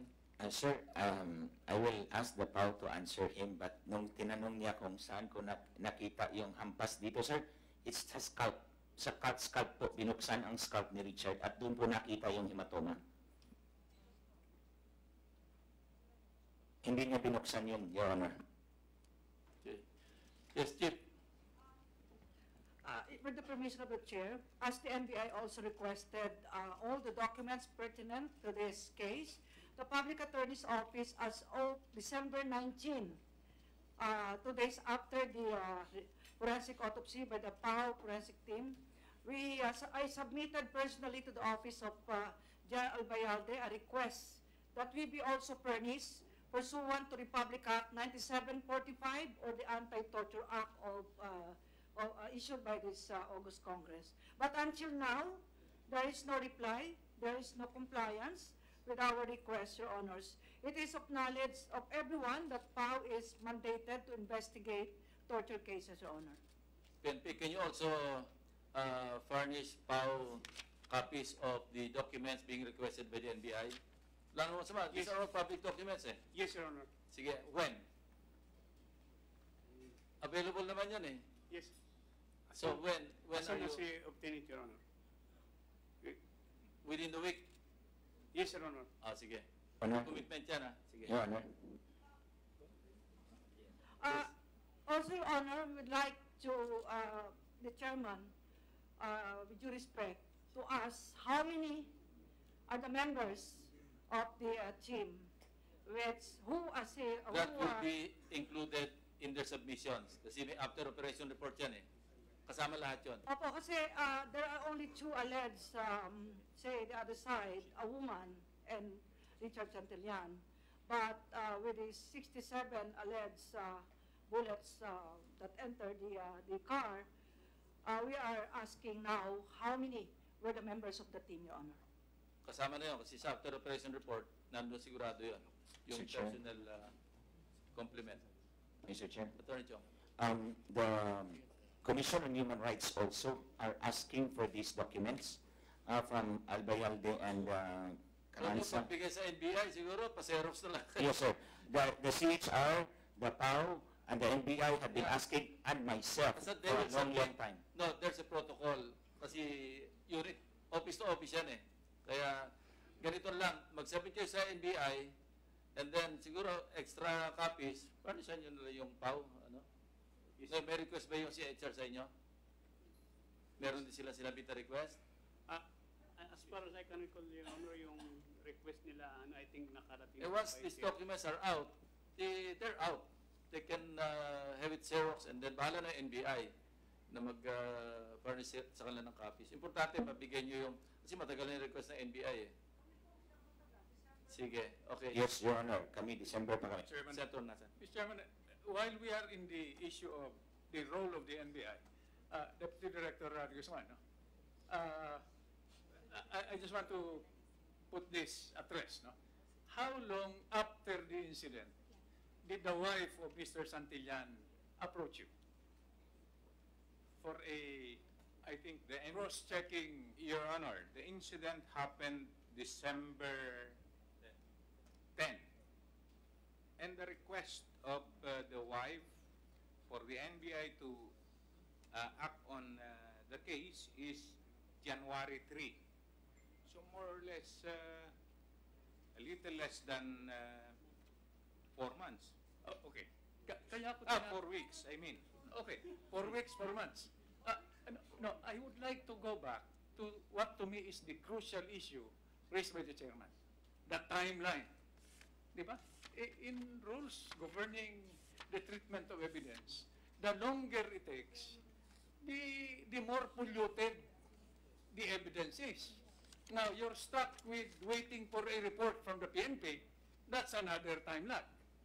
No? So I asked that question because maybe it is a basis for your committee to look at these protocols. Diba? Masyadong matagal. Diba? And I'm sure you talk to each other laterally, officially or unofficially. And if you bring in the PAO, the Public Attorney's Office, that time lag becomes more material. No? And I don't think it will serve public interest if we allow this to continue. Diba? That's why, Your Honor, while waiting for our request from the PNP, our team went to the area, conducted an ocular inspection, take the statement of some bystanders in the area, but up to now, Your Honors, we are still awaiting the reply. But we'll not go into the quality of the witnesses, no? But I'm just talking about this very important factor that must be considered in the resolution of cases like this, whichever way it goes, no? The other thing is, Mr. Chairman, just an observation. No? I noticed that this is happening on national television based on incomplete, sometimes inaccurate, and sometimes maliciously infused information. We are subjecting the citizenry to unwarranted trial by publicity, which is, I think, unfair, diba? To the victim and to the complainants and all those sectors, all sectors involved. So I just put this at your doorstep, para we can consider this when we finally arrive, when your committee comes up with a recommendation through a committee report. Thank you, Mr. Chairman. Thank you, Senator Nasan. Excuse me, Senator Soto, the Senate President will clarify something. Thank you, Mr. Chairman. At the outset, I'd like to thank you and for calling this hearing.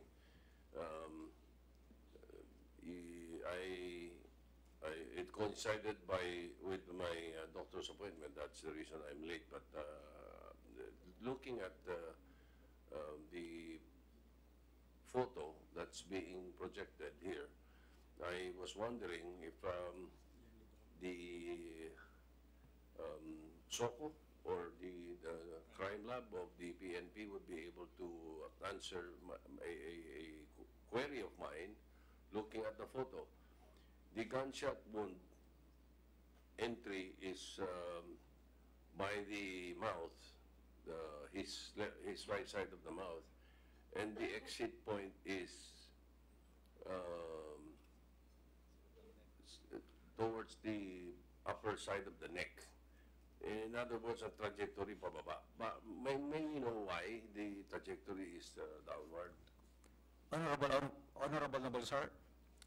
Sir, itong particular na gunshot wound na nag-iisa sa ulo, pag tiningnan mo sir yung trajectory na galing sa likod at tumama doon sa headrest ng sasakyan sa driver's seat, talagang nagtutugma na lumingon siya. Kung makikita natin sir yung headrest galing sa likod, tumama yun, Your Honor, sa headrest. Tapos tumama eksakto sa height niya, yung upper lip, Your Honor. Tapos tumama sa right incisors na bone, na ngipin. Kaya bumaba, Your Honor, ang kwan niya, ang trajectory, Your Honor. Ibig sabihin, tumama muna sa headrest? Yes, Your Honor. Kasi galing sa likod, Your Honor, yung gunshot wound. Gunshot... Yung bullet galing sa likod? Yes, Your Honor. Galing sa likod, tumama sa headrest? Yes, sir. Sa headrest, hindi na-deflect, hindi na bawasan ng power that enough na tumama sa bibig, mag-i-exit pa sa leg? Noble sir, talagang... Sa ipin, hindi ninyo Noble sir, talagang totoo yun. Nung tumama sa headrest, yung kinetic energy niya, pinabagal talaga siya dahil sa headrest. Kaya makikita mo, Your Honor, ang tama niya hindi ganun ka reactive or hindi ganun ang kanyang injury sustained.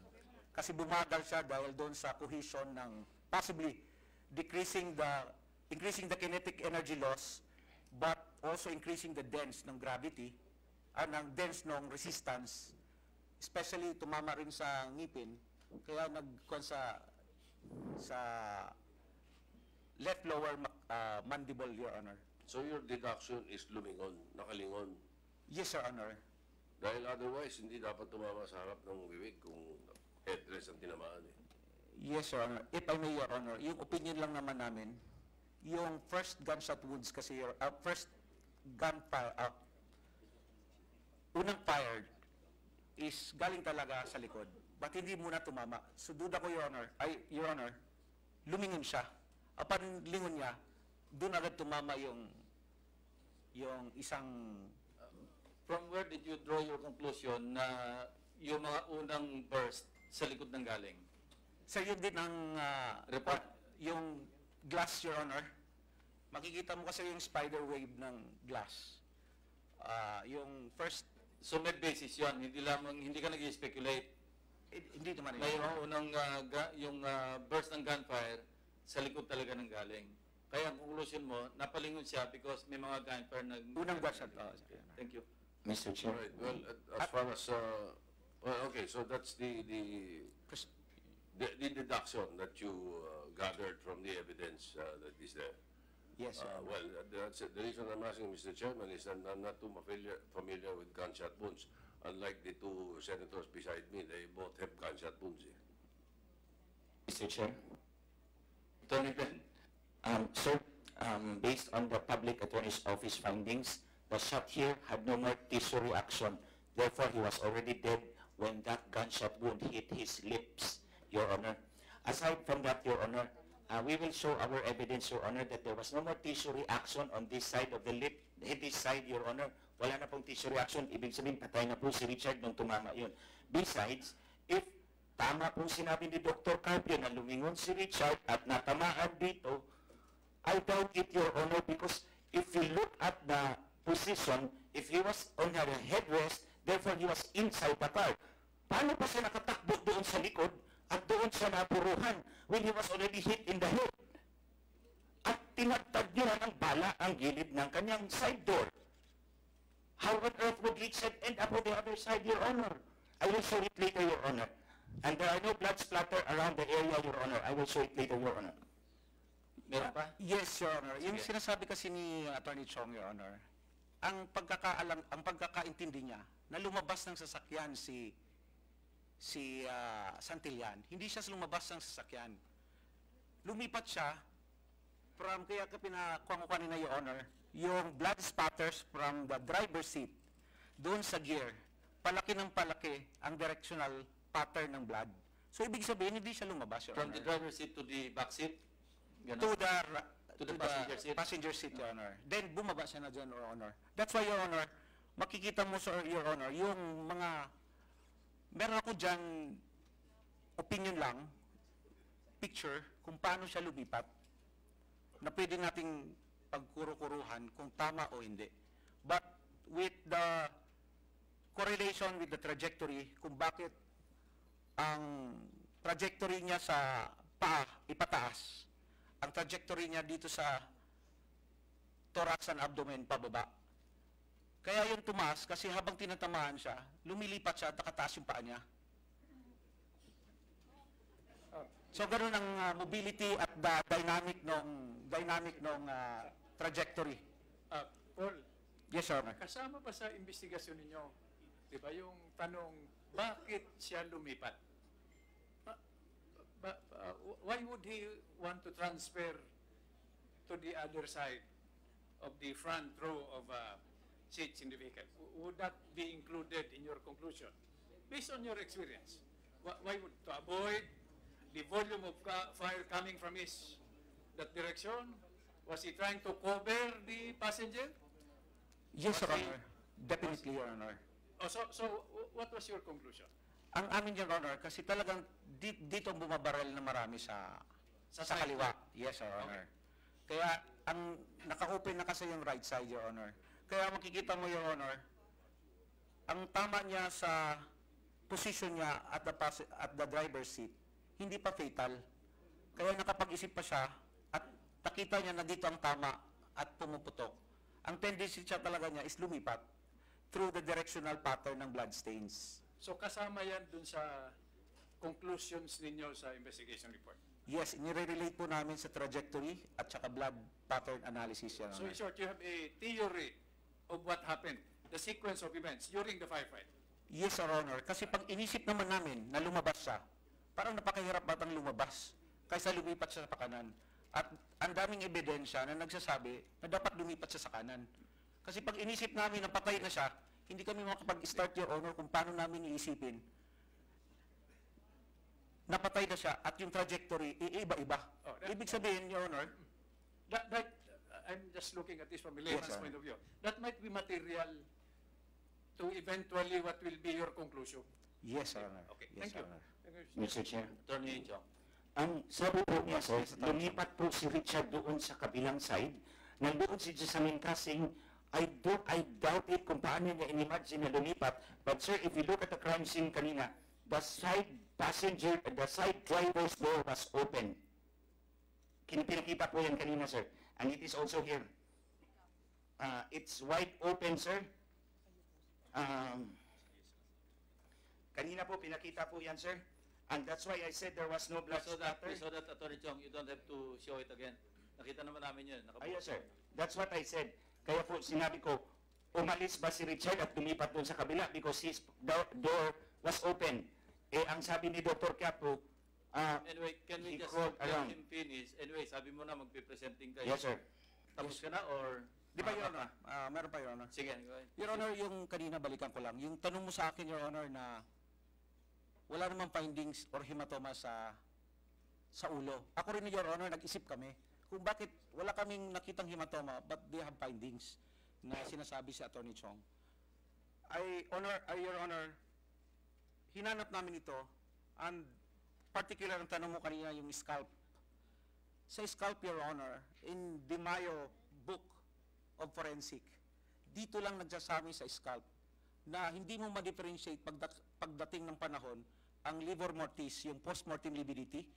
Ito yung pag-settle ng dugo sa mga blood vessel. Yung nangingitim yung parte ng katawan. Ilang oras pa bago nagsiset in yung rigor mortis? Actually, Your Honor, nag-start yun 2 hours agad. After? Pero, depende kung di mo siya gagalawin, nagsisettle talaga siya, nag-hemolyze yung blood. How long? Siguro, Your Honor, before nagsisettle na siya mga 24 hours to 72 hours. Okay, sige. Then, Your Honor, Ngayon, yung postmortem lividity na to, hindi mo na ma-differentiate ngayon sa contusion or hematoma.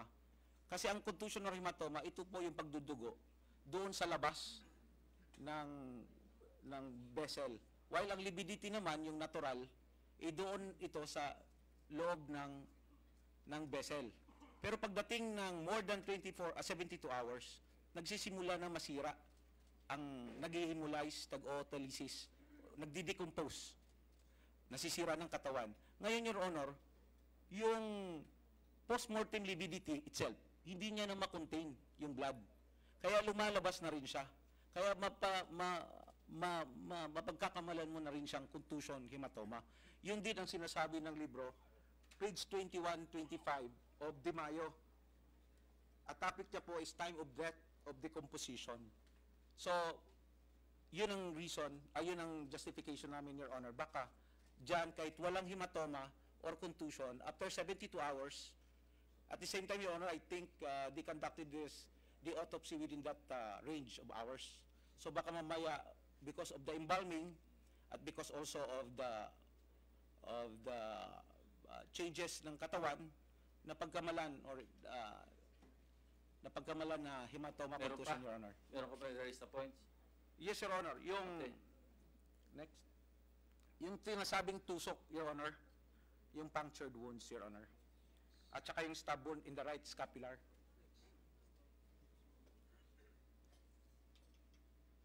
Sige, Your Honor.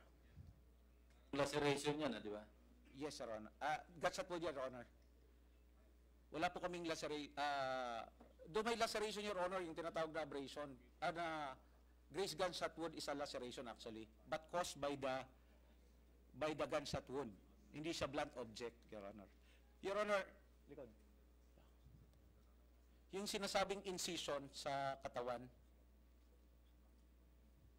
yun sa likod, Your Honor.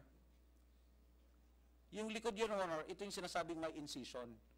Actually, Your Honor, yung incision na yan, dito wala, oh. Pero ako po ang nag-incise dyan. Kasi andun po yung slug recovered. Yung bala na andun. Kaya ako po ang nagpunit ng right scapular. Kaya dyan, Your Honor, wala talaga. I don't know kung meron, pero wala so, talaga. So, na-recover mo yung slug dito? Yung may slug recovered dyan, Your Honor. How many? Isa po, Your Honor. Isa dyan sa part na yan. Yung isang slug pa, saan mo na-recover? Nasa stomach, Your Honor. Stomach dito naman. Okay. Yes, Honor. So talaga nagkaroon ng incision kasi in-incise mo eh. Yes, Your Honor. Pero hindi ko naman tinorture, Your Honor. Okay, sige. Instrument, ang tawag namin is autopsy instrumentation. Paul, excuse me. Yes, Your Honor. Yung na-recover na slug, anong caliber?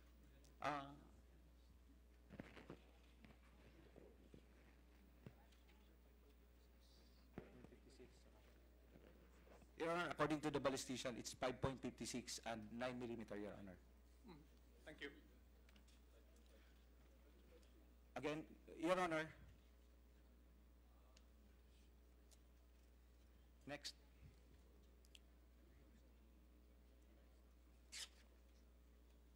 Your Honor, yung mga punctured wounds, dito sa harapan ng katawan, wala naman po kami nakita na punctured wounds. I can discuss supposedly ng isa-isa, pero marami po ang 21, Your Honor. Pero sa front, yung mga may pagdududa lang, yes, Your Honor. Yung iba naman, na wala namang issue, wag mo na lang isama. Dito rin, Your Honor. Next. Alam mo, Your Honor, minsan, pagtapos namin dalhin sa morgue facility, may makikita kami mga blood stain, yung dugo-dugo ba? Lilinisin po namin yan. After taking picture, lilinisin namin, tapos pipicturean ulit namin. Now, sometimes, Your Honor, sometimes we call it pseudo injury or pseudo powder tattooing. Excuse me, curious lang ako. Di ba sabi niya may na-recover na sachet ng shabu? Yes, Your Honor. Meron kayong findings. Kaya pa bang maski patay na, nada-drug test pa ba? Your Honor, dito kasi, urine. Tanungin muna ako, kasi patay na ba nada-drug test pa? Kaya pa extract from the blood? Kung merong drug component o element. Yes, Your Honor. Kahit yung clothing, pwedeng ipa-examine, Yeah. pero di pa tayo capable. Did you do that? Wala po kaming makuhang urine po kami, Your Honor. Yung blood, Your Honor, pwede na rin Wala naman. kayong capability sa blood. Kasi, ang report ng operatives, merong sachet. So di ba dapat instinctively, i-drug test natin ito. Kaya ang tanong ko, nadadrug test pa ba maski patay? Sabi mo, yes. Siyempre, urine, hindi naman maka-jingle yun. Kukuha dapat sa bladder, Your Sa blood Honor. nga, sa bladder, yeah. Pero, Your Honor, tinamaan bakit talaga ang bladder hindi nito. nyo ginawa? Tinamaan ang bladder nito, Your Honor. Yung dalawang tama niya na nag-X dito, talagang tinamaan. So, hindi rin conclusive na negative sa drug test or positive. Basta wala because you did not conduct any. Yes, Your Honor. Okay, sige, proceed. Your Honor, yung sinasabi ko kaninang pseudo injuries or pseudo powder tattooing, ito, Your Honor, yung because of the high projectile ng bala, nabasag yung mga salamin. Or minsan yung handling of cadavers, Your Honor. Meron minsan nagkakaroon parang marka dito pang hemorrhages. Ngayon, sinubukan naming i-prove yun. Ito, Your Honor, yan, yung maliliit na yan. Pinuprove po namin yan. Baka mamaya may fragments yan or talagang punctured wounds. So, Your Honor, with the use of probing to explore, tinutusok namin yan, pero hindi naman malalim.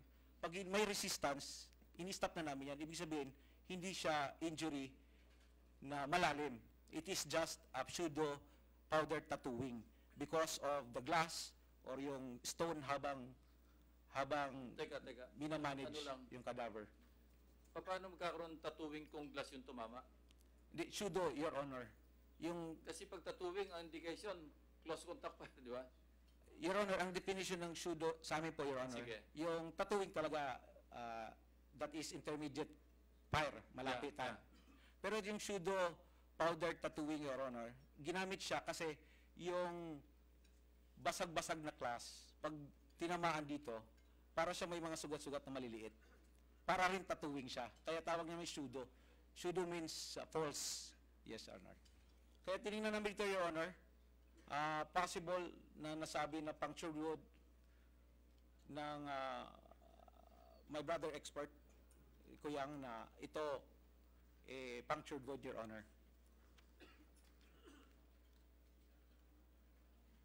Tapos, Your Honor, yung sinasabing... Chair, kailan nangyari itong mga sinasabi mong yan? Mga anong oras yan nangyari? Kasi according to the story of Attorney Chong to us, yes, Your Honor.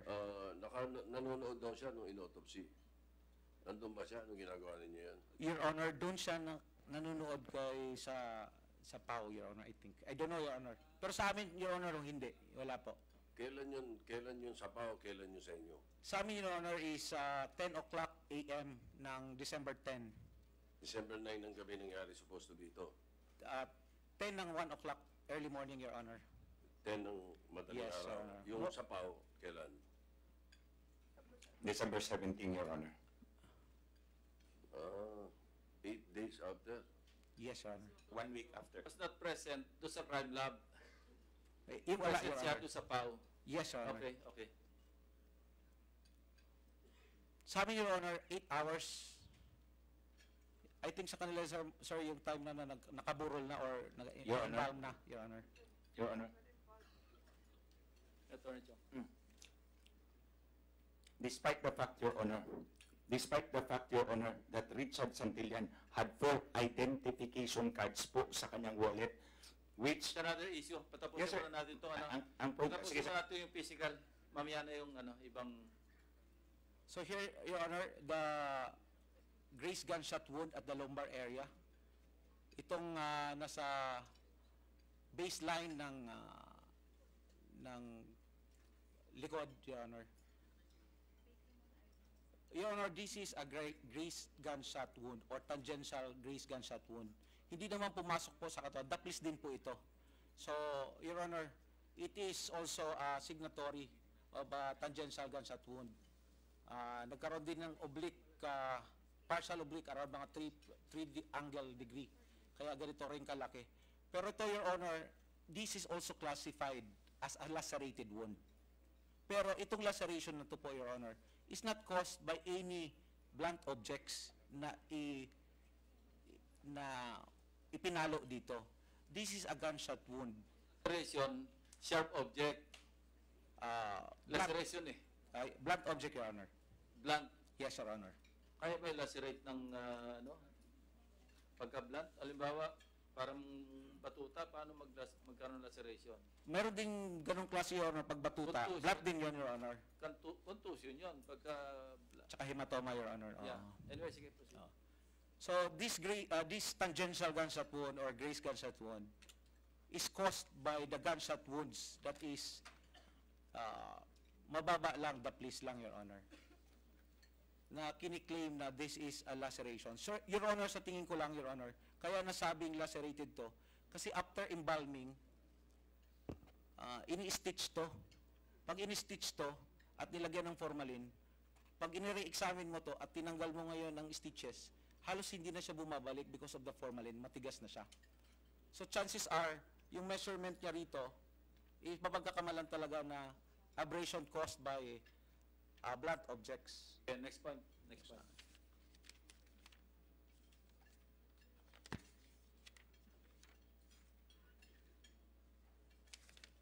More?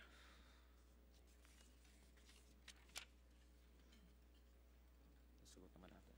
Meron pa ba? Meron pa. More. Your Honor, itatackle ko lang yung mga time of releases namin ng aming mga examinations.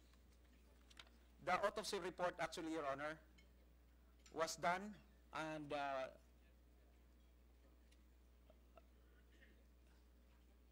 yes, Your Honor. Go. With the autopsy report, A18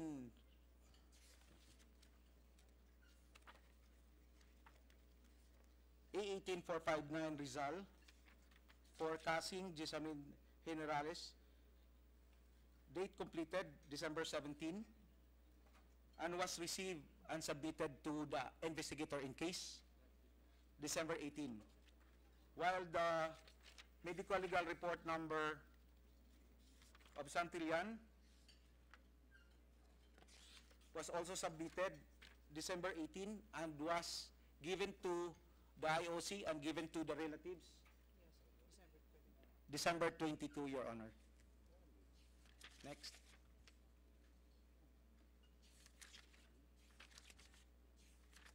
In physical identification, Your Honor, the laboratory results, macro-etching, laboratory result of bullet trajectory examination completed. Result with bullet entry hole 67, exit hole 14, enlarged hole 2. Ano result ng macro-etching, examination ng vehicle? May Yes, sir. tampering? Sa ngayon, Your Honor. Macro-etching, examination ng vehicle. May Not tampered, tampering Your ba? Honor. Not tampered. Yes, Your Honor, by the examiner. Okay. PI identification report number PI 9418, completed by Crime Lab December 21, submitted to and received by the investigator in case of Kainta December 22, Your Honor.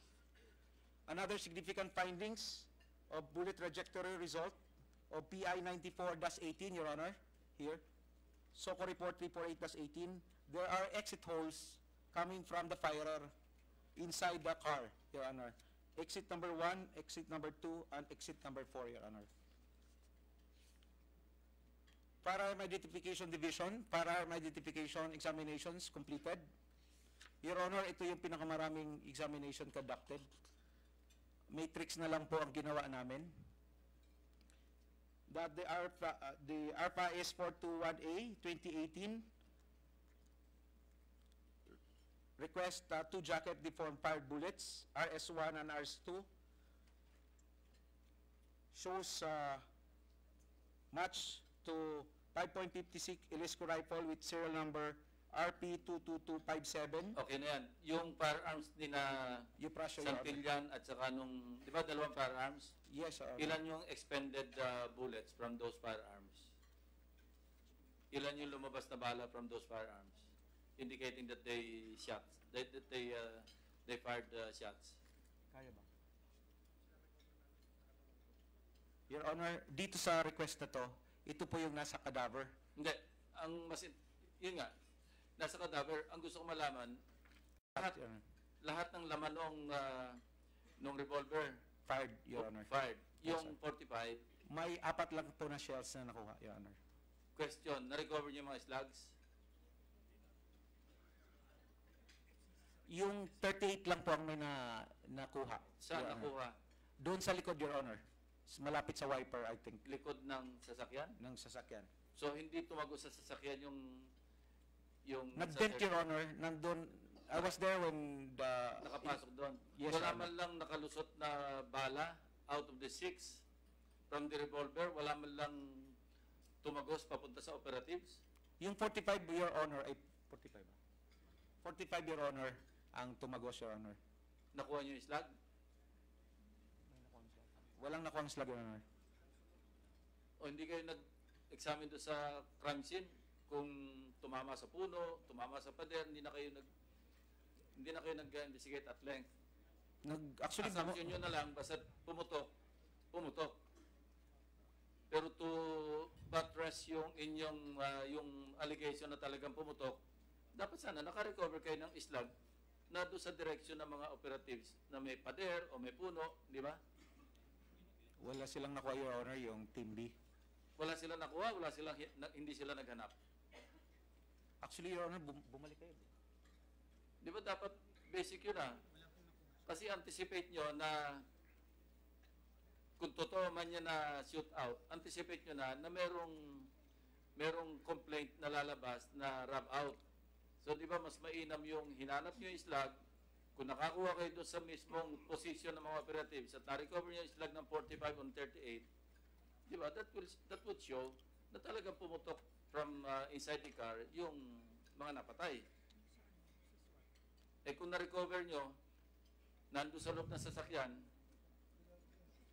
eh paanong, pwede rin sabihin na, kayo nagputok niyan Di ba? You should have anticipated. Di ba dapat na-anticipate nyo na yan?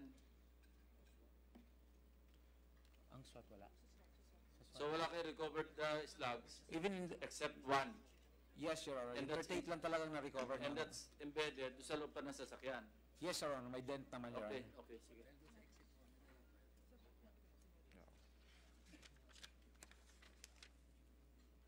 Hindi kayo sasanay sa kaso siguro, kaya yung mga ganun kinakalimutan ninyo. Hindi kayo sanay magkakaso. Kaya yung mga ganung, small things, small details, dapat iniintindi ninyo. Yes, Your Honor. Will take it, Your Honor. Case number RFIS 422A 2018 to GSM Casing, RFIS 22-2018. Okay na ito, submit nyo na lang ito para makasave tayo ng time. Yes, We Your want Honor. to hear from Attorney Chong. Meron ka pa, Paul?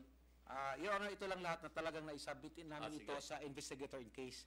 Kasi kami po, Your Honor, talagang sinusunod lang namin yung crime lab standard operating So procedure this namin. will form part of your submission to the NBI. Yes, Your Honor. Bigyan nyo na ngayon siguro, pa-receive nyo. Yes, sir. Mauna na yan. Andito na sila. Yung ibang, sige, Senate President. Mr. Chairman, if you don't mind, before we move on to Attorney Chong, just again, some points Yes, from Your the police, from the Philippine National Police. Based on your report, which I heard you mentioned this earlier. This was mentioned earlier. I don't know if it was you. The vehicle of Richard Santillan was intercepted because there was an intelligence report that he was part of the highway boys, the so-called highway boys. Merong ganong kwento kanina, di ba? And then a group responsible for carnapping, gun running, distribution of illegal drugs, yun ang claim, Yun, has this been verified? Did the police already find a direct connection between Richard Santillan and the highway boys? Honorable Sir? No, By si Regional Director. R7 po. Sir, the intelligence report states that this vehicle has been cited twice in Cainta, and in the report we submitted to the Director for Intelligence, identify po itong sasakyan, but our R2 has not done the verification with LTO before the incident. And as to the connection of highway boys, there were incidents before that highway boys had been into illegal drugs, and has even killed the Deputy Chief of Police of Cainta, who were running after the operation of Highway Boys. So do we still not have any direct connection between Santillan and the Highway Boys? Sir, this Richard Santillan came into the picture after the encounter. He was unidentified. The one that was only identified by our intelligence was Jessamine Casing. And the woman? Yes, sir, the dead woman, sir. The woman with him. So the Richard Santillan does not have any criminal record before this? We were totally unaware of Richard Santillan. But we Meron siyang criminal records available sa file ng PNP. Yun ang tanong ng Senate President. As of before the encounter, none, sir. None. And then the woman, what's the name of the woman again? Jessamine Casing, sir. Jessamine Casing. Casing. Does she have any criminal record? R2. R7. Sir, we have intelligence report, but there was no criminal cases filed against the woman, sir. All right, and then one final question on the PNP. Aside from the slug na sinasabi ni ating chairman, Senator Lacson, na hindi nyo hinanap, do you have any witnesses that came out or you have right now that will prove that there was an encounter in the crime scene, near the crime scene? Sir, we were able to get an affidavit coming from the driver of the Uber vehicle, sir, who was there before the shootout, and our police was the one who exfiltrated this driver of the vehicle, who was in between the RSOU and the NOF 845, sir. And we have affidavit as to the before the shootout, sir. May we have a copy? Can you please submit to the committee a copy of the affidavit? Yes, Your Honor. All right, thank you. Question, walang criminal record. So, ang tanong ko is, how long ago were the intelligence reports submitted to the Directorate for Intelligence, and were those reports ever processed?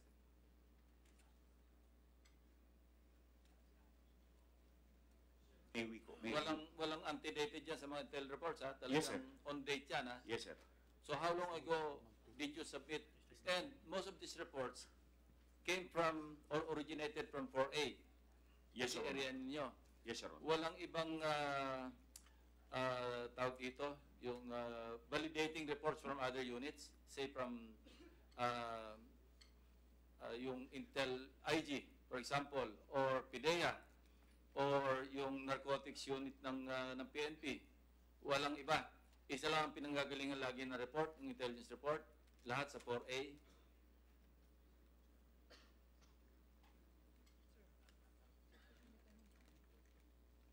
Sir, per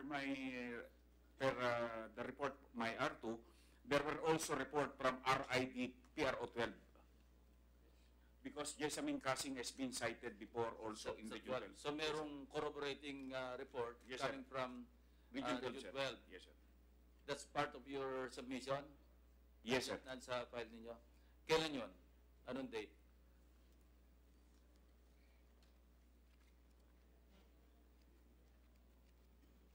Sir, the record check regarding the person of Jessamine Casing, we have obtained it. No, not record check. Kasi siyempre after the incident, pina-record check ninyo. So ano yung, kailan yung intel report and what's that about? Ano activities? Sir, can I ask the R2 to Sige, share? sige. Call your R2.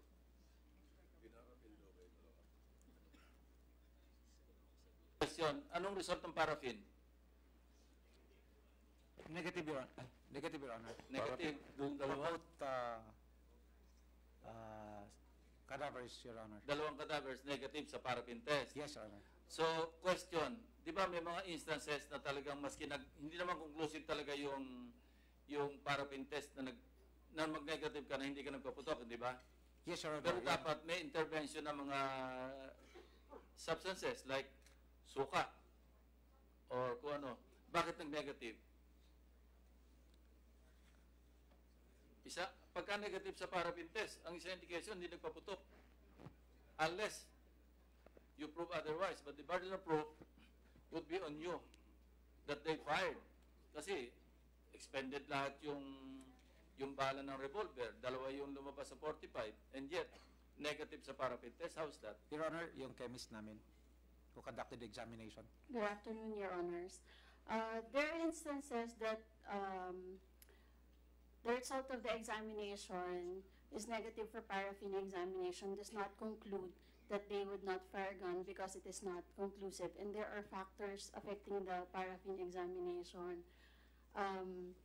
Among of the factors is the direction of firing, meaning that if the direction is upward, it is most likely that the gunpowder nitrates would, because of gravity, would go to the hands, as opposed to downward motion of firing, wherein the gunpowder nitrates would go down. But at least, maski sa damit, merong lalabas na gunpowder burns, di ba?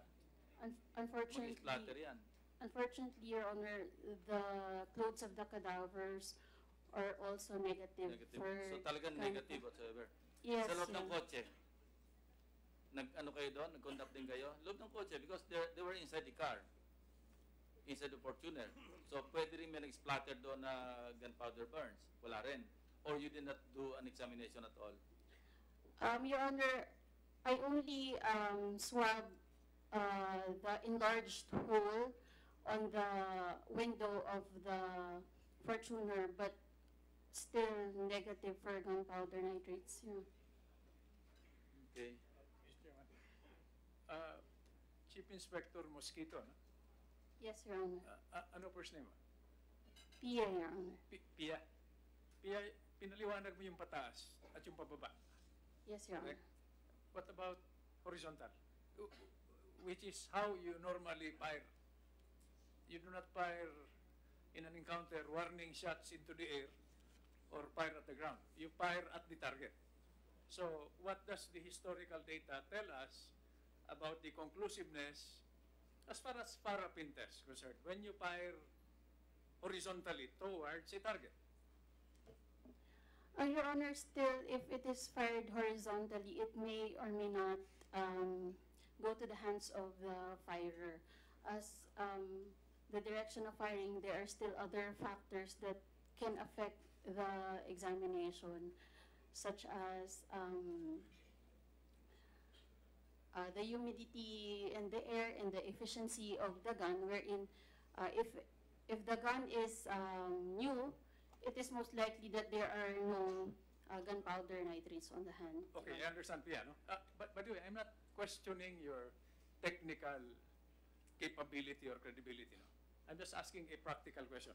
So what, for purposes of your investigation report, will tell your committee, no, whether they fired or not? Ano ang mas reliable na paraan, aside from paraffin testing, that will tell your committee kung nagpaputok ba sila. Dahil may expended shells eh. You have to understand where we are at, di ba? May shells, di ba? Galing sa baril na allegedly sa kanila. Pero you're telling the committee now that by paraffin testing, it does not make a conclusion, warrant a conclusion that they fired. So what will tell your committee whether they fired or not? I would agree, Your Honor, that the paraffin test is not conclusive. I can only look at the pieces of evidence that there are gunshots fired based on the shells that were collected inside the vehicle and also the bullet exits from the vehicle going outside the vehicle, Your Honor. So the question now is, will this stand in court?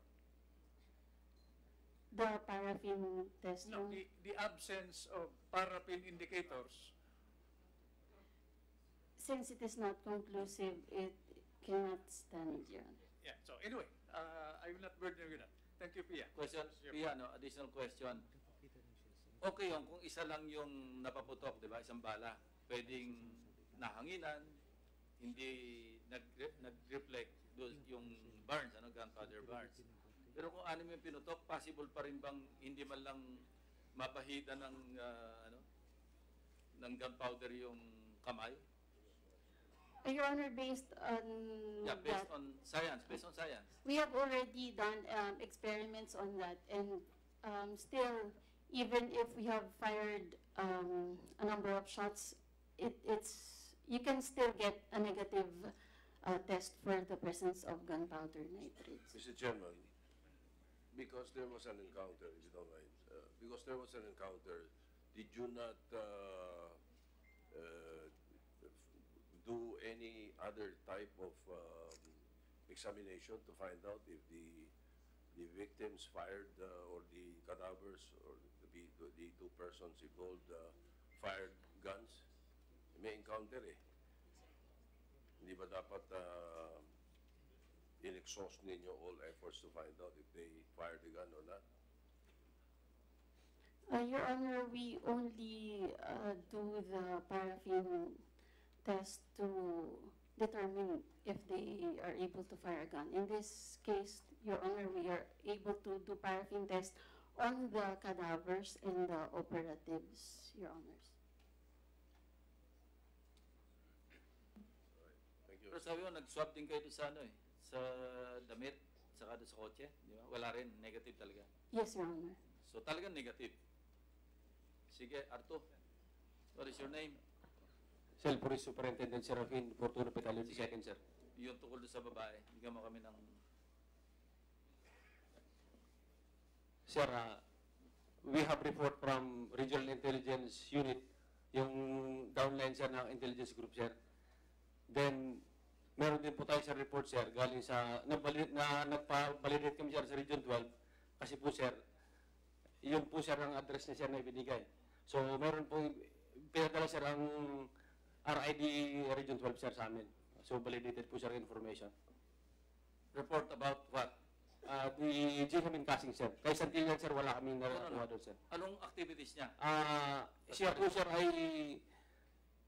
Pamilya po sila, sir, ng sir, eh. Para bang pamilya sila, sir, ng kawatan na, sir, eh. So, ang ginagawa niya, sir, from... But that wouldn't make her kawatan kung pamilya siya ng kawatan. Dapat yung sa kanya mismo. Anong activities niya? Basahin ko, sir. Yung porkit pamilya ng kawatan, kawatan na rin yung napatay. Sir, ito po, sir, yung record check namin, sir, sa Region 12, sir. So, ito po ang response nila, sir, December 31, 2018. Ang result po ng background investigation, ang validated po nila ay ito po, sir. Si G-Hamin Kasing has a registered address at Purok Silway, Fatima, Barangay Dajangas West, General Santos City. She is married to Rudy Kasing, who is a dealer of surplus or used spare parts of vehicles, with his shop located at Salazar Street, Barangay Dajangas South. Go to the meat. Ayaw, sir, yes, sir. Relevant pa yan, sige. Si G-Hamin Kasing, sir, ito na po yun, sir, is a known cohort of snatchers and thieves in General Santos City. Although this office could not establish a direct involvement in illegal drug activities, however, circle of friends and relatives are known drug dealers and thieves as follows. Rafi Kasing, a relative, is presently detained at General Santos City Jail for involvement in illegal drugs. One of her relatives was shot dead a few years ago for involvement in robbery and theft. And Abigail Picayo, her friend and neighbor, had been a subject of search warrant by Police Station 1, General Santos City Police Office, sometime in November 2018. The subject, however, evaded arrest and allegedly refused to G-Hamin Kasing in Manila. Further information disclosed that every time G-Hamin is not around in General Santos City, her relatives are spreading hoax information that she's gone to work abroad. based on the foregoing information, Jocelyn could by a member of a criminal gang or group operating not only in General Santos City, but also in Metro Manila, considering her skills. Accordingly, she could be utilized as a spatter of the group to carry out illegal activities. On the other hand, signed sir by Superintendent Leoty Ahero, sir, o Deputy RID ng General Santos po, sir. Anong classification ng intel report na yan? A1, A2, B2, B3, A1, F6? sir. Nakalagay dyan, A1? Hindi, sir. Nakumplut na A1. Pero, sir, Dapat may security, may classification yan eh. Nakasulat din dyan. Pag nakatanggap ka ng intel report, naka-indicate dyan kung ano ba yan. Ano, tanongin kita, ikaw ang R2. Ano ibig sabihin ng A1? Ano ibig sabihin ng A? Ano ibig sabihin ng 1? Examination yan. Confirm, sir. Ha? The report is... Sabihin natin, wag na yun, B3. Ano ibig sabihin ng B? Ano ibig sabihin ng 3? Ikaw, marunong ka ba, Ted? Sige. A1 is highly reliable and completely true. Yeah. Ang A is? Highly reliable. No. A muna. Ano yung A? Highly reliable, sir. Tapos yung 1? Completely true. Completely true. Hindi, yung generic niya, yung ano yung letter, ano yung number? Sir, once it's A, it's... No, wag naman na yung A, yung letter, anong ini-indicate ng letter? Yes, sir. Source. Source of information, sir. Yung 1, yung information itself. Validation of the report, sir. Yes. Ito Arto mo, pa-schoolingin mo. Yes, sir.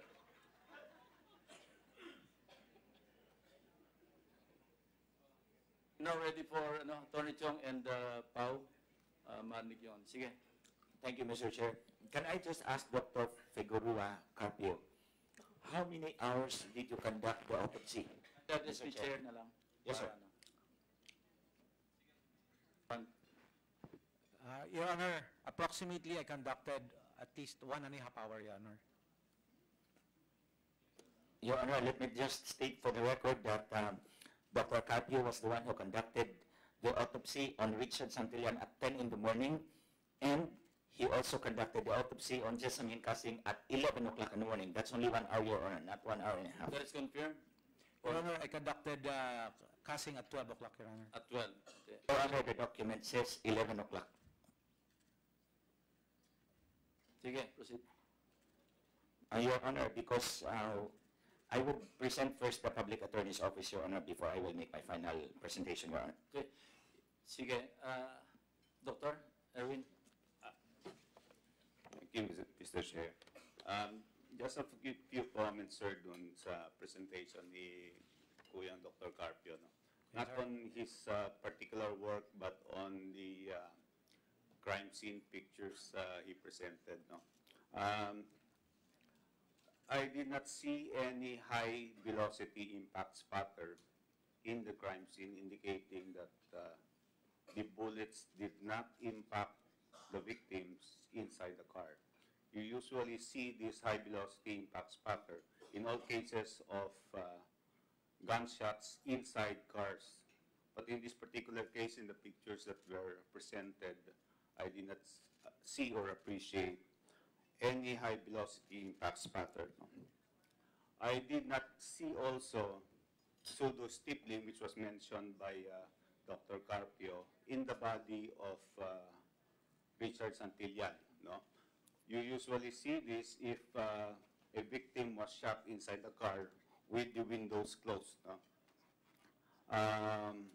The blood spatters which were seen in the pictures presented by Dr. Carpio are contact blood spatter, meaning nagdikit po yung katawan ng may dugo doon sa upuan. No? So, makakita ka ng contact blood spatter doon. Nakakita rin po ako doon ng drip pattern, ibig sabihin, tumutulo po yung blood. But absolutely, there is no high-velocity impact spatter. No? Regarding contusion po, it does not develop after death. No? So all contusions seen in the body are inflicted when the victim was alive. No? Nakakita po kami ng tattooing doon sa likod ng left knee, indicating that a shot was fired very near the posterior part o doon sa likod ng left knee ni Richard Santillan. I'll go over the report po. Doctor, sa left knee? Left knee po sa likod. Meron pong stippling doon na nakita. Anong distance? Pag sinabi niyo may tattooing, anong indication? Intermediate range po, malapitan po. Meaning, malapitan? Malapitan po less than 1 foot? Yes, sir. Less than 2 feet. Yeah. Less than 2 feet? Yeah po, depending on the gun. Tataka lang ako kasi kung babalin malapitan, sa ulo dapat, ba't sa tuhod? Yes, sir. Yeah, okay, anyway. Just a comment. We conducted the examination on the body of Richard Santillan on December 17, starting at 4 p.m. We finished almost at 12:51 a.m. the following day. That's almost 9 hours of examination. So what we did was forensic post-mortem examination. First, we conducted a naked eye examination of the body of the deceased. No? So ginagamit po yung mata doon. And then we also utilize macro photographic visualization, meaning we use a camera to enlarge the injuries during the examination. And then after that, photos are reviewed in the laboratory. That's why it takes a lot of time for us to review. We have 1,700 photos of the body of Richard Santillan, which were taken during the post-mortem examination. We also did a bullet trajectory determination and analysis. If you had, I think we gave you a copy, sir, of the report. You can see there the different colored probes, numbering 18 probes. And then we documented it by high-resolution macro photography, which were reviewed in the laboratory. The referral was made on December 14, 2018, when Mrs. Janet Santillan requested the PAO for assistance and re-examination of the body of Richard Santillan. We conducted the examination on December 17 to December 18, 2018. Ito po yung summary noong I would just like to take note of the finding of Dr. Carpio regarding gunshot wound number 1. It is correct that the shot, the bullet entered the mouth and exited in the left aspect of the neck of the victim in a downward trajectory. However, in this particular case, gunshot number 1, the entry and the exit, we did not appreciate any tissue reaction. So our conclusion is that it was sustained after death.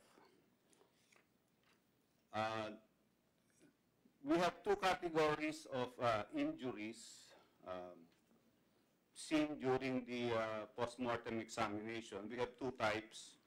Injuries sustained by the victim while he was still alive. These are the bone fractures that we saw, the gunshot wounds, puncture wounds, incised wounds, lacerated wounds, contusions, and abrasions.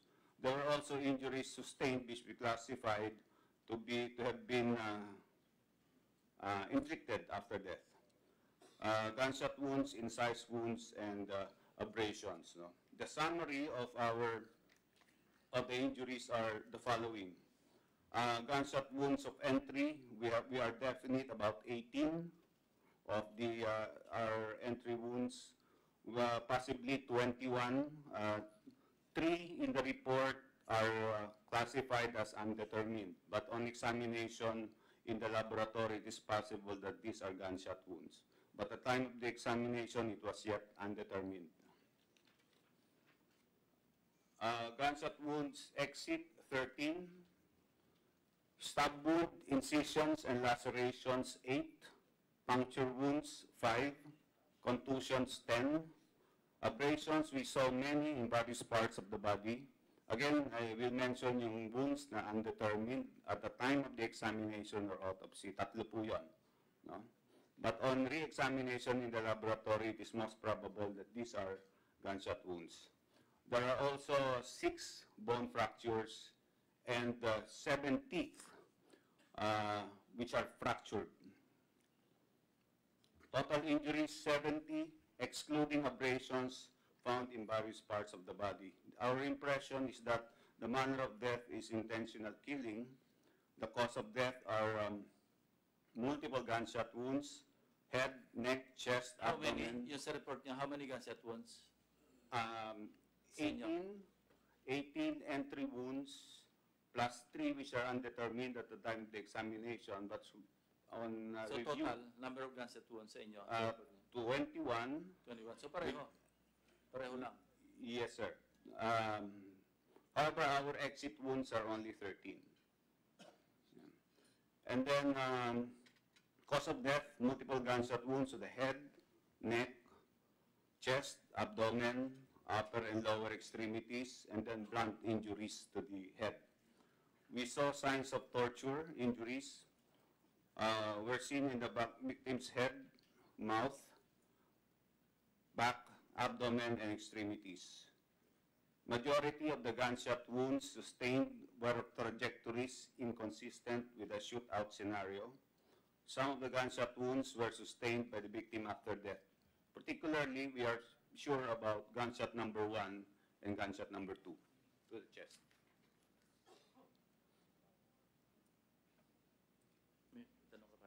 Yes, there was a gap between the autopsy investigation of the PNP and the PAO.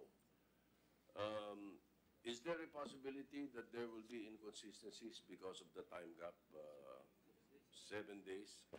That's one question. The other question is, where was the body for 7 days before it was autopsied by PAO? Your Honor, between December 11 PNP. and... Kindly answer. Mas competent sila sumagot niyan.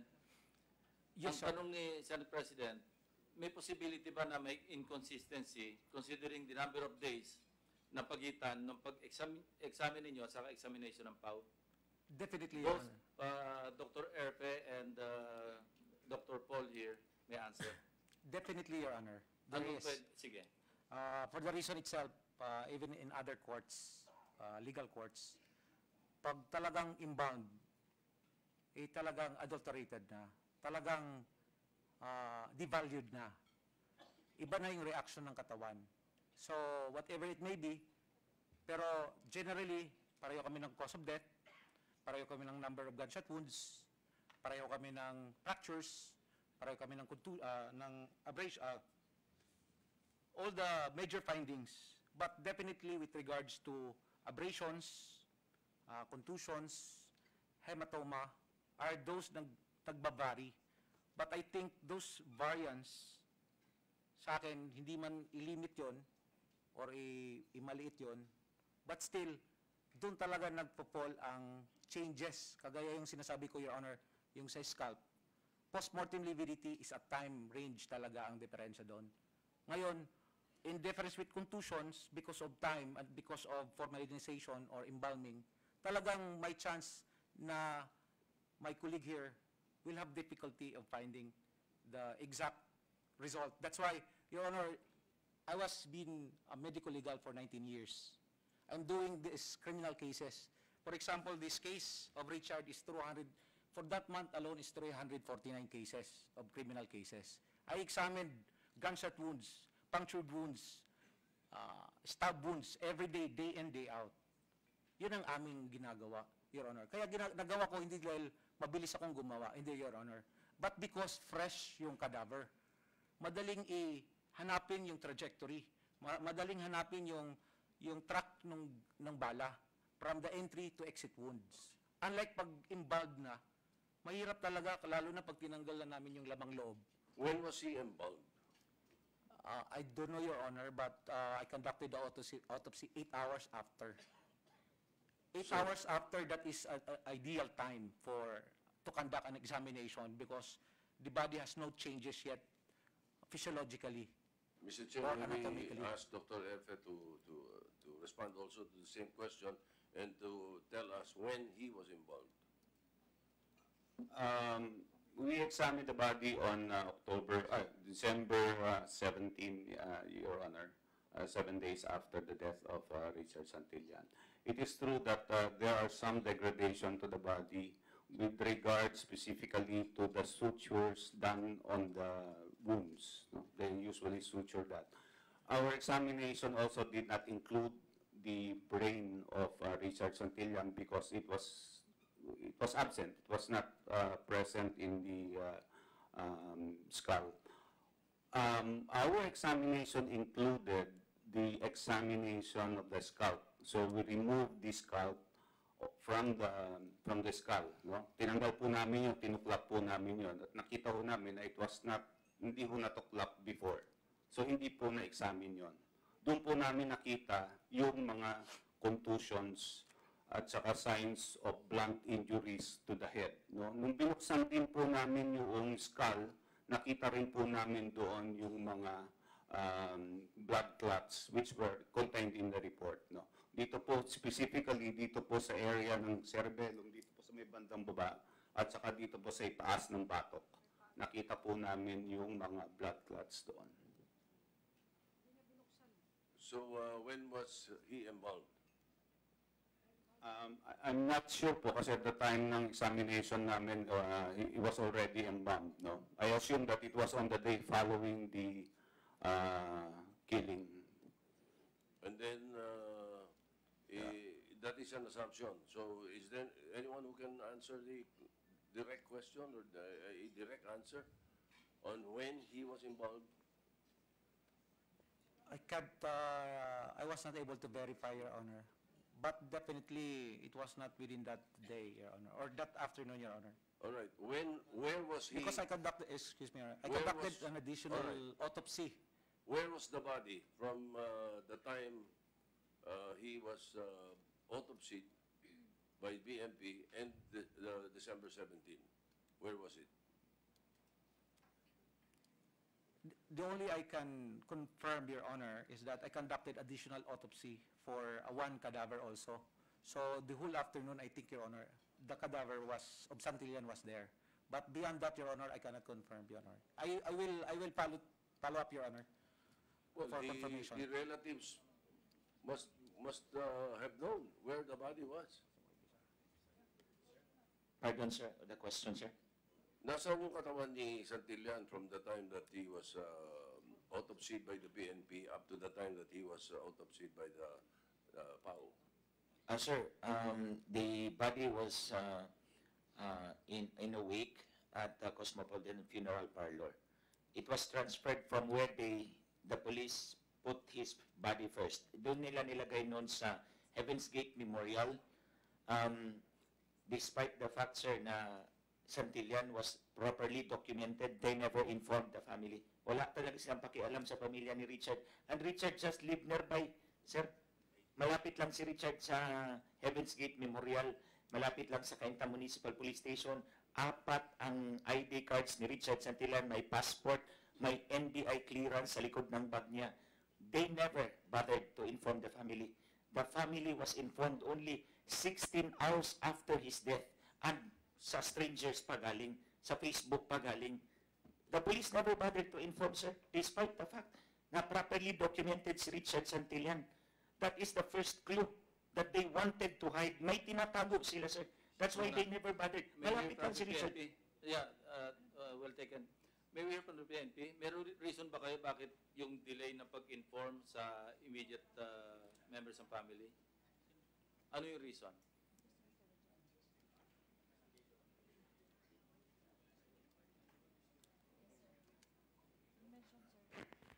The investigator case, Your Honor. Castañeda and Raginan. We have the investigator on case.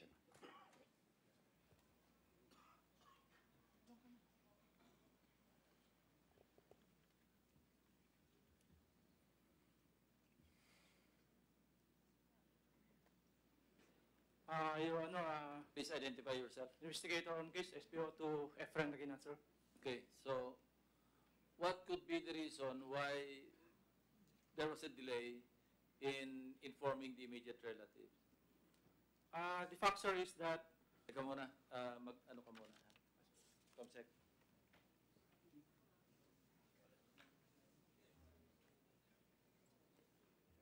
Please raise your right hand. Do you solemnly swear to tell the truth, the whole truth, and nothing but the truth in this Senate inquiry? Yes. Thank you. Please proceed. About the delay of the to inform the relatives of Santillan, Your Honor, is that we conduct a follow-up investigation, and there's no contact number in the on the wallet or PNP, 16 hours yung pagitan, di ba? Tanong ko lang sa PNP, is that unusual? Maski sa NBI, mag-conduct kayo ng investigation, halimbawa, meron pa tayo, may na-encounter kayo. Unusual ba yung after 16 hours bago mag-inform sa immediate relatives? Assuming na meron paraan para makontak ka. Mr. Chairman, good afternoon. I am Attorney Pagatpat. As far as I can recall, there's no hard and fast rule for the NBI to inform the family of the deceased. What we do is the best effort to inform the family of the victim or the deceased. Especially if there is an ongoing follow-up operation, di ba? Normally, parang intentionally, hindi rin natin i-inform kasi nga, meron pa tayong pinupursu. Exactly, Your Honor. So there's no hard and fast rule. Walang timeline yan na kailangan ma-inform kagad yung relatives, hindi ba? Yes, Your Honor. You're Case right, to Your case, Honor. case to case. Yes, sir. Attorney Chong. Yan, sa Ted.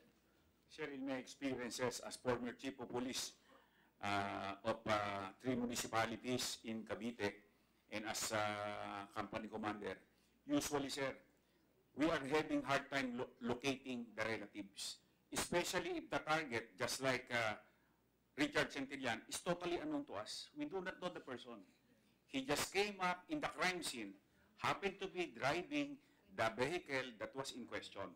So, sir, wala pong kasalanan ng police kung medyo natagalan po ang information. But the thing is, we still inform. And according to our investigator, there were so many IDs with this person. And some were... Many IDs, iba-iba fictitious. pangalan? Yes, sir. How many? How many identities? Sir, the license in the firearms was, according to my informant, was also a fake name. So may license, may dala siyang LTOP? How about permit to carry? Oh, fake no.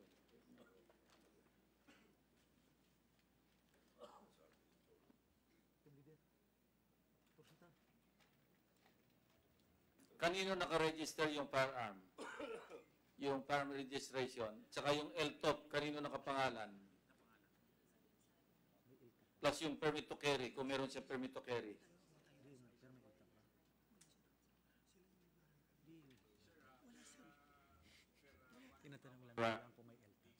Legal, sir. His firearms license card, when verified in the firearms explosive office, was a fake license. Pero under the name of Santillan? Sir, under the name of Santillan, sir. Okay. Verification sa FEO, fake? Yes, sir. Meron ba siyang permit to carry?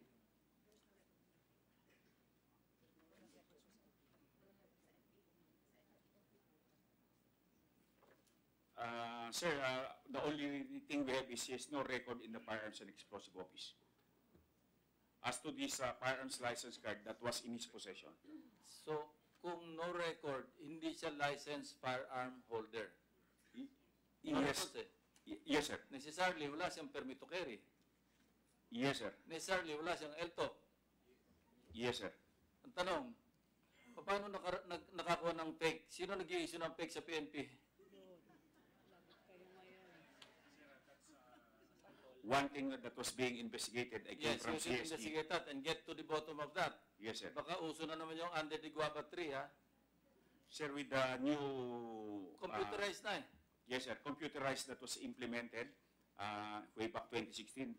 Parang totally na minimize na po to, sir. Mr. Chair, ano ang itsura ng fake? Patingin lang, yung fake na L-top, tsaka yung, yes, license to possess. How about the revolver? To carry. Yung revolver sa babae. Sige. Sir, fake licenses, we conducted investigations before na hindi po rin PNP ang nag-i-issue.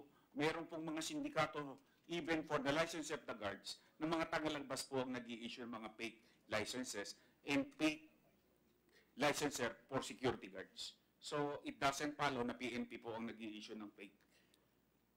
The form. Saan nagagaling yung form? The form is readily available, sir. Anyway, if you are carrying a fake firearms or firearm registration, it's as good as you don't have a license because madali naman i-check, di ba, pagka yung operatives ninyo, nakahuli na ano, immediately you can check with the FEO, di ba? Yes, Your Honor. Ngayon, kung tatanga lang yung pulis na pinakita ng lisensya, okay na sa kanya, doon nakakalusot. Yes, Your Honor. So make it standard operating procedure na don't just rely on the policeman's ocular inspection or visual inspection of the firearm registration card. Dapat yun, automatic na, and you should disseminate this. Automatic na kailangan i-check before you release the person. Yes, as a matter of practice, sir, all apprehensions regarding firearms, secondarily response of the PNP is to come up with firearms registration in the records, the chief records of the firearms explosives officer. Mr. Chair, Senate President. Just to pursue it before Senator Nasa. Pinakita sa akin yung photocopy of the license to possess, ano? Kung pareho ito, eksakto ito, doon sa ini-issue ninyo, imbestigahan nyo yung printer nyo. Yung contractor. Yung contractor. Sino ipiprint yan? Imbestigahan nyo yan. Dahil tumitira ng hindi kayo, hindi ninyo alam, dahil hindi nakarehistro pero nagkapa-issue. O pati mga pirma, pareho. Yes, Your Honor. I'm sure forged, di ba? We will be making a report addressed to the Director for Operations who is under the function, who is handling the firearms and explosives officer. Checkin nyo na rin kung yung mga license to possess ko at saka permit to carry ko, tama lahat ha, baka fake din yung dala-dala ko. For sure, it is authentic, sir. Mr. Chairman. Ito na, sir. Ted, yung lumalabas, I go back to the original issue raised by the Senate President, no? Kung may criminal record si Santillan. Ang sagot ay wala. Okay. Sino yung unang nag-brief kanina about the link? First name? First name? First name? Joseph. Joseph. Okay. Doon sa link diagram, Santillan is identified as the protector. Correct?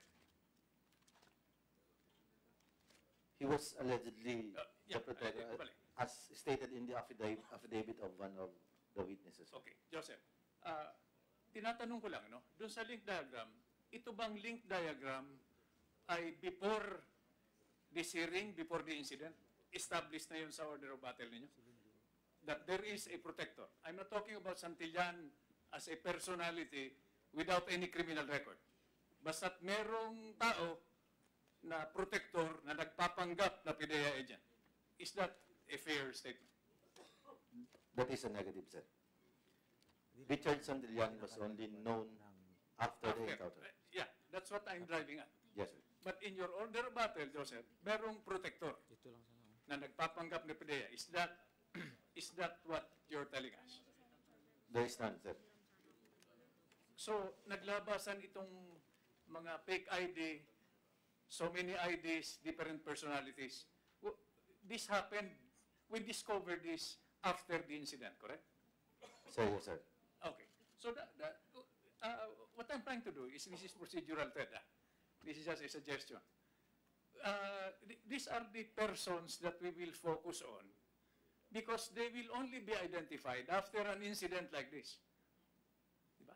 Kaya that encounter was a validation of the fact that Mr. Santillan might have been indicated in your OB as the protector na lumabas lang after the incident. Is that a fair statement? No?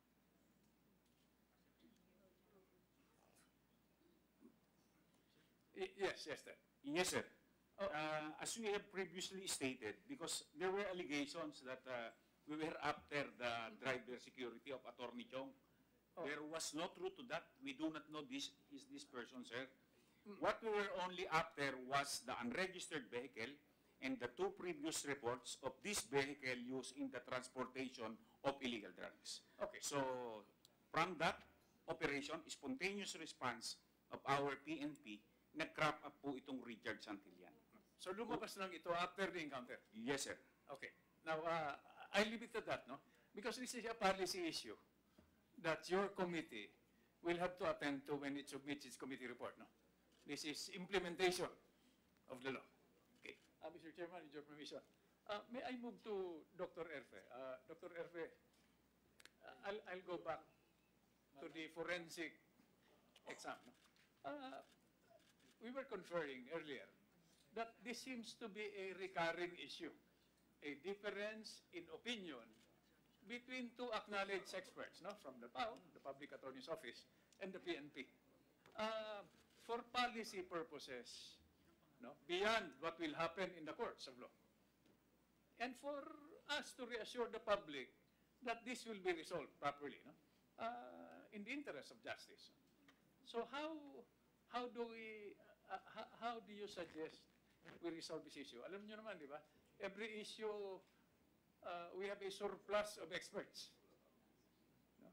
At the moment, your committee has to acknowledge your expertise from the Public Attorney's Office. At the same time, we have to listen to Paul also. No? So how do you suggest? This is Mr. Chairman, si Chief Presida is to respond. Sige, anytime. With the permission of our chairman, the Honorable Senator Onason is asking for recommendations. I think if the culprits or the alleged assailants belong to the PNP itself should be not the one who would investigate the case so that we can preserve the integrity of the PNP itself. It's a great problem on us also because RA 9745 or the Anti-Torture Act empowered not only the PNP but also the NBI, the DOJ, the CHR, the AP to investigate torture cases. That's why, like the family of Kian de los Santos, family of Alnais, Colot Reynaldo de Guzman went to our office asking for the truth. So I think there should be a law, a legislation, a policy that whenever the supposed respondents in the case belong to the same institution, that institution should not investigate itself so that we can spare the SOCO of some insinuations by other quarters. Because we also love the PNP. There are colleagues in the government. But in this case, I want also to answer the allegations that, considering that the body is already embalmed, there will be question on the findings of PAO. The purpose of embalming is to preserve the body, and the body could be viewed by everyone. So not all things in the body will decompose. That's why by embalming, the wounds are preserved,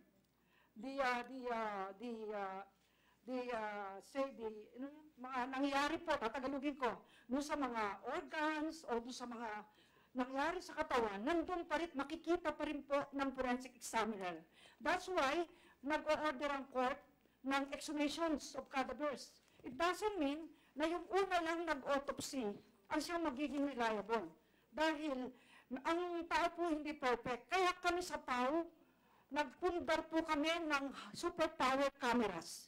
na kahit matatagal ng sugat, makikita pa rin sa aming camera at sa aming laboratorio. Kaya po, kung naked eye lang ang ginamit ng PNP, talagang mahirap po pag naked eye lang. Kaya may binanggit po dito sa report, kaya may state-of-the-art, modesty aside, state-of-the-art forensic lab po ang PAW pursuant to RA 9745. Ang ginamit po dito ay macro-photographic visualization cameras. So I suggest po ang PNP bumili nito para po kita nyo yung hematoma. Anong difference ng hematoma sa lividity, sa rigor mortis, anong pagkakaiba? Dahil yan po ay napakahalaga para malaman natin ang totoo. Tinorture ba? Intentional killing ba? O talagang shoot out o rob out talaga? So, may pondo naman po ang PNP, sana po mag-spare sila doon sa kanilang soko ng mga, marami po yan, superpower cameras na makikita lahat ng bakas ng krimen. Thank you po. Thank you, Chief Presida. Mr. Chairman, Dr. Erfe? Yes.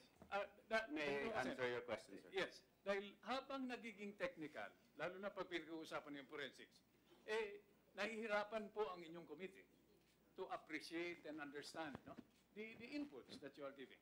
So, for policy purposes, siguro ipahabol na rin ninyo yung recommendations ninyo, no? Dr. Erfa, how we should resolve this? Because this is a recurring case. Dingbak siya. Yung kay Kian, no? There is always a recurring difference of opinion. Wala pa ho ron yung sequence ng embalming, which is another technical matter. So, yes, sir. Dr. Erfa, please. Sa tingin ko po, katulad doon sa ginagawa sa ibang bansa, ang forensic system or medical legal system nila is separate from the law enforcement agencies. Meaning, separate from the PNP, separate din from the NBI yung forensic system nila. Doon po, nawawala yung influensya or pressure coming from the law enforcement agency to the medical legal officers performing the forensic examination. Kaya sa tingin po namin na mga forensic professionals, tingin ko lahat po gusto ganun na magkaroon ng separate organization or agency na nandoon lahat ang forensic investigators, separate from the law enforcement agencies. Sa ibang bansa ho ginawa na ito, sa Amerika, sa Malaysia. Nagkaroon po sila ng separate entity for forensic professionals or forensic investigators. Do you have anything in the pipeline? Meron po mga address to your Congress that will allow us to study and process and probably propose. Ang alam ko po, nag-conduct po ng mga hearings before about this separate forensic investigator organization. Hindi ko lang po alam kung ano nangyari doon sa mga proposals in previous Congresses. Pero meron na po itong previous proposals or bills pending po sa previous Congress. You know why, Dr. Refe, Chief Presida? Kaming tatlo, talagang ayaw namin. We don't want to expose on national television the strengths and weaknesses of our system to friend or foe. Nanonood sa atin yung mga kriminal ngayon Sa tingin ko po, Mr. Senator, sa tingin ko po, very healthy itong ganitong situation na ganito dahil usually ho kasi sa mga defendants, sa mga accused po, usually wala ho silang mga options or alternatives dahil usually ang experts ho ng gobyerno ay for the prosecution. Yeah. So nangyayari po, walang nag-evaluate po ng mga forensic findings po ng PNP, ng NBI, ng CHR. So may problema po talaga ang sistema natin dahil sa kakulangan. At yan pong kakulangan na yan ang finil up ng Public Attorney's Office. Kaya po nabuo natin yung forensic laboratory. We don't question that, Dr. Erfe. Actually, from our own painful experience, it's really healthy, this debate, except that we should not do it too frequently or habitually in public, on national television. It's very healthy until you become the victim. Then it's not healthy. But kailangan pakinggan din namin si Paul. Paul, yes, dahil nagmamadali tayo. Thank you so much. May intervention lang ako, Senator Nasan. Tanungin ko lang, meron ba kayong alam na bansa, both PNP saka kay Dr. Erpe, may alam ba kayong bansa na pwede nating gawing pattern man lang do sa proposal ninyo na gawing separate independent entity itong trabahong ito, yung forensic service. Sa United States of America po, meron ang sistema po nila ay maganda because separate po Pero member pa rin ng pulis yun eh. Yung medical examiner system po ay hindi sila member ng police. Yes, Separate. Rolly, yung director ng crime lab, what do you say? Yes, sir. In the case of South Korea, sir, the forensic service is separate from the KNPA, sir, the Korean National Police Agency. Anyway, Paul, sabi mo araw. Yes, sir. By the way, Dr. Erpen, Chief President, we have to listen to Paul also. Dahil sabi ni Paul, araw-araw na ginawa ng Diyos, he looks at gunshot wounds, stabbing wounds. Kaya pala you don't look very happy. As a matter of fact, yeah, as a matter of fact, si Santillan was number 390 for the month of December. And Yes, it sir. was only December 10. So anong average ng inautopsy nyo sa isang buwan? Ilan? 400 to 500, Your Honor. Kasi kung December 10, number 390 si Santillan, you can just imagine the volume of work na hinaharap nitong crime laboratory. Ano pa lang ito? Cadavers pa lang ito, di ba? Yes, Your Honor. Criminal cases, Your Honor. Criminal cases pa lang ito. Yes, Your Honor. Your Honor, way back 1999, Your Honor, you were the chief PNP with the Nida Blanca case. It was a joint NBI and PNP in one table. There were no question at all with regards to forensic. Nagkaroon ng summit ang NBI tsaka PNP. But because before noon, talagang nagkakaroon ng ganitong klaseng sitwasyon. But, you know, forensic is objective. It is science. Kahit tama sabi, kahit anong gawin natin, yun talaga ang makikitang ebidensya. Moving forward, mahaba ang pinag-uusapang magtayo ng bago. But from now on and onwards, why not have a summit? Why not have a standard? We use Mayo or POW kind of description of injuries. For example, Your Honor, kapag sinabi nilang gunshot wound, 40 plus, dahil times 2 sila, yung tao mabibigla dahil marami eh. Pero kami 21 lang. Kasi ang entry namin, saka exit namin, iisa lang ang tawag. So sa amin, Your Honor, moving forward, we are very much willing, kagaya ng NBI, nag-joint kami noon. Nagkaroon kami ng summit. So halos hindi kami with regards to forensic, Your Honor. So Paul, the chair is asking. So, sina Dr. Erpe, sina Chief President, may proposal. Meron ba kayong proposal? May problema ba tayo sa batas? May problema ba sa IRR? Or this is a simple case of sitting together in one table and coordinating? Para we must avoid this situation where the POW and the PNP and the NBI are always on collision course. It was done before with the Chief PNP, Your Honor. Chief PNP Lacson, Your Honor. Yeah, sa policy issue, legislation, anong opinion ng PNP kung gawin nating independent, separate entity or service ang forensic service? Wala nang association sa PNP, walang association sa NBI, walang association sa POW. Isa na lang. What's your opinion on that? What's your position? Rolly.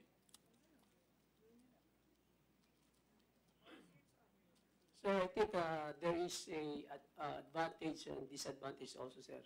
In fact, sir, bumisita sa amin yung mga Koreano, sir, recently because they have donated to us 120 forensic kits, sir. And isa yun sa mga questions na tinanong nila with regard to our forensic, sir. And they were amazed and nainggit sila bakit yung forensic nila is separate from sa country nila, sir. So there are advantages, sir. Katulad ng sinabi nila Dr. Erpe, yung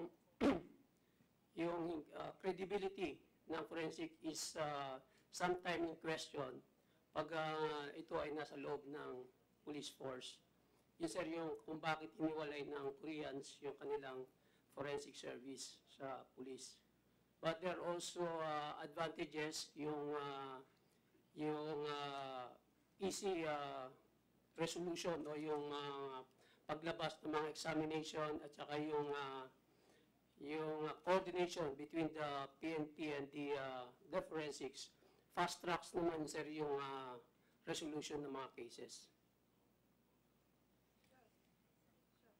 Chief, before I recognize Chief Presida, sabi mo, ano yung disadvantages na nakikita mo kung sakaling isa na lang yung service? Please say it again.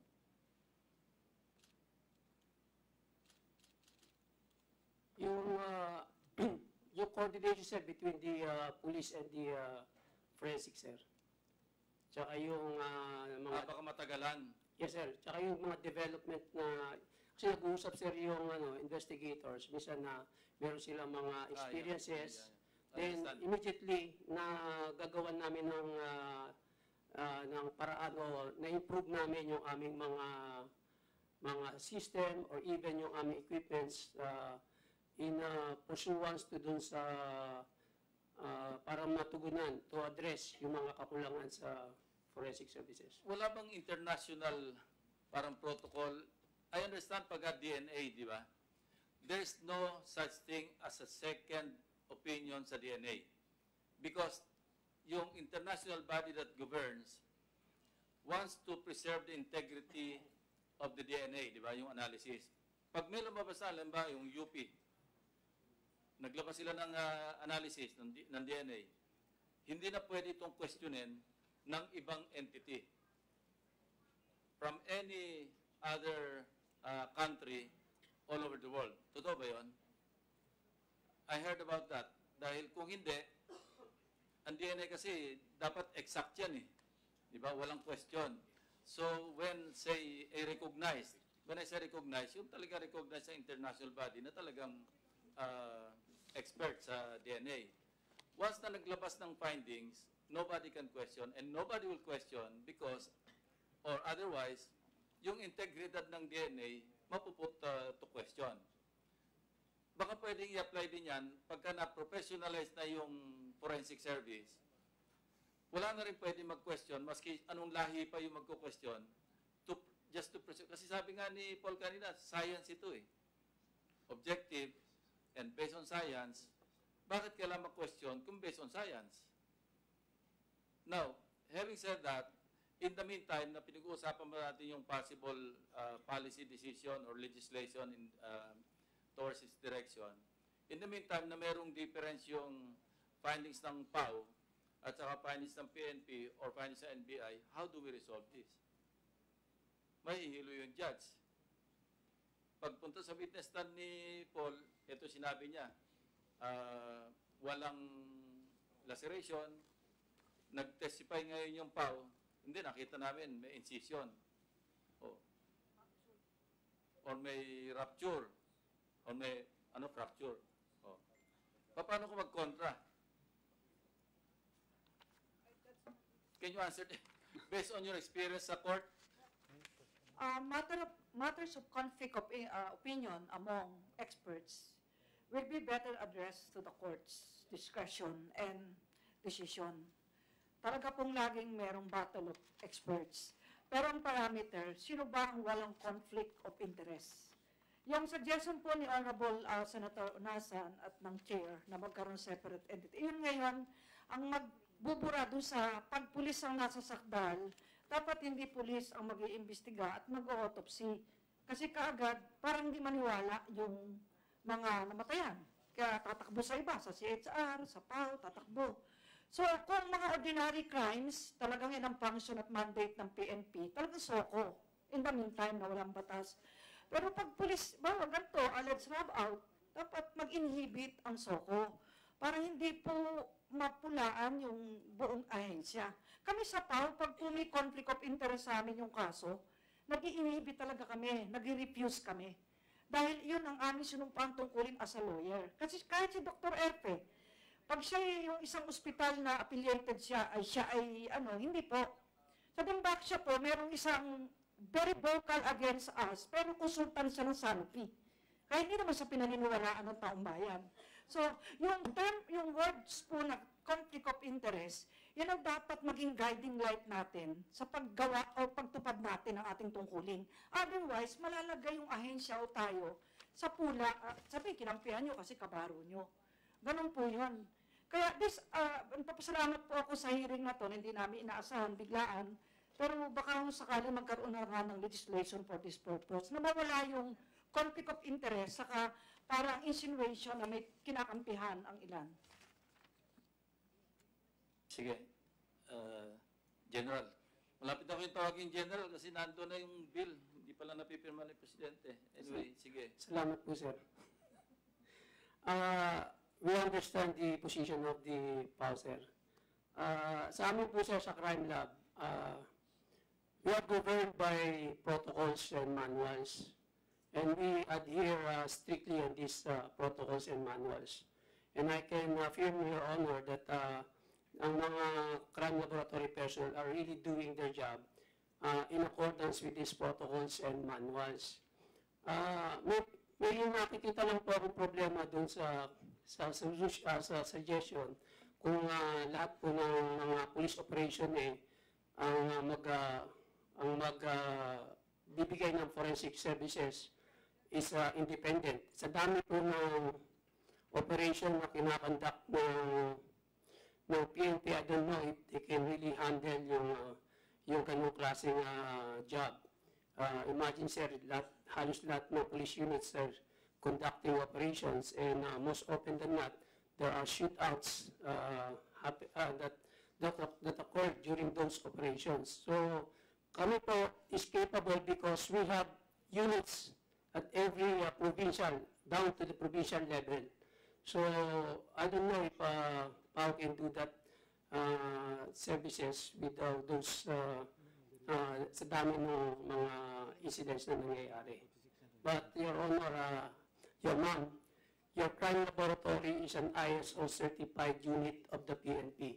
Even the DNA laboratory is an ISO certified lab. So we're continuously improving our system and our equipments to better serve the PNP and the public. Thank you, sir. NBI, ano lang, parang biglaan lang. What's your position on that suggestion? Offhand, Your Honor, we appreciate the recommendation to come up with a single agency that will handle the forensics. But we would like to request that we be given ample time to study this so that we can come up with an official stand. On the matter of conflict of interest, I agree that once there is an issue of conflict of interest, the report would be questionable or the integrity will be of issue. So, I agree that another agency should conduct the forensic examination. Thank you. Thank you. Any other comments? Attorney Chong? If there's no other issue, sir, we will present our side, sir. Thank you, Mr. Chair. We have to suspend or adjourn before 2 o'clock because meron kami schedule na tatlo. Merong call mamaya sa office ni SP. Yes, Mr. Chairman. So please proceed.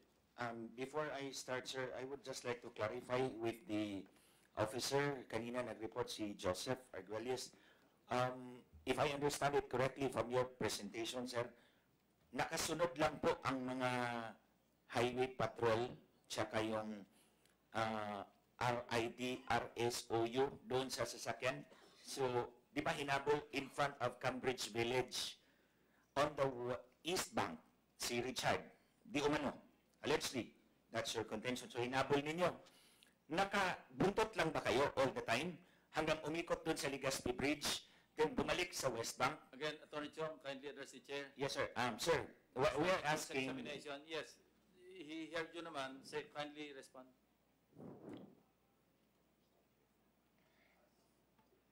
Mr. Chairman, sir, as far as the earlier presentation is concerned, there on the RID, RSOU, and the Highway Patrol group is behind the Grab sedan. The Grab sedan is behind a tricycle, and the Toyota Fortuner is in front of the tricycle, sir. That's where they stop. And the SWAT is the one blocking. Mr. Chairman, may I ask, which part of the area the SWAT was blocking? In the East Bank or in the West Bank? Kindly answer. It's in the West Bank, sir. So, as I understand it, Mr. Chair, hinabol nila si Richard, nasa likod sila, may grab, may tricycle si Richard sa unahan. Ganun po ba, Mr. Chairman? That's what he said. Okay, that's what you said. That's an official report, sir. That's an official response. So, pagdating sa West Bank, doon sa dulo, doon na sa Seventh Adventist Church, doon na ba may blocking force? Please, reply. Yes, Your Honor. So that is very clear. Mula East Bank, Mr. Chair, they followed him towards Legazpi Bridge, umikot si Richard towards West Bank, and then doon sa Seventh-day Adventist may blocking force po doon. That's correct, Mr. Chair. That's what he said. Okay. Now, sir, may I ask also General Carranza with respect to one question lang. The vehicles that you were talking about, General Carranza, you said there were 2 dates. What dates are these? It was presented in the PowerPoint presentation. Sir, it was presented. I did not recall, Mr. Chair. We have the report, R2. R2.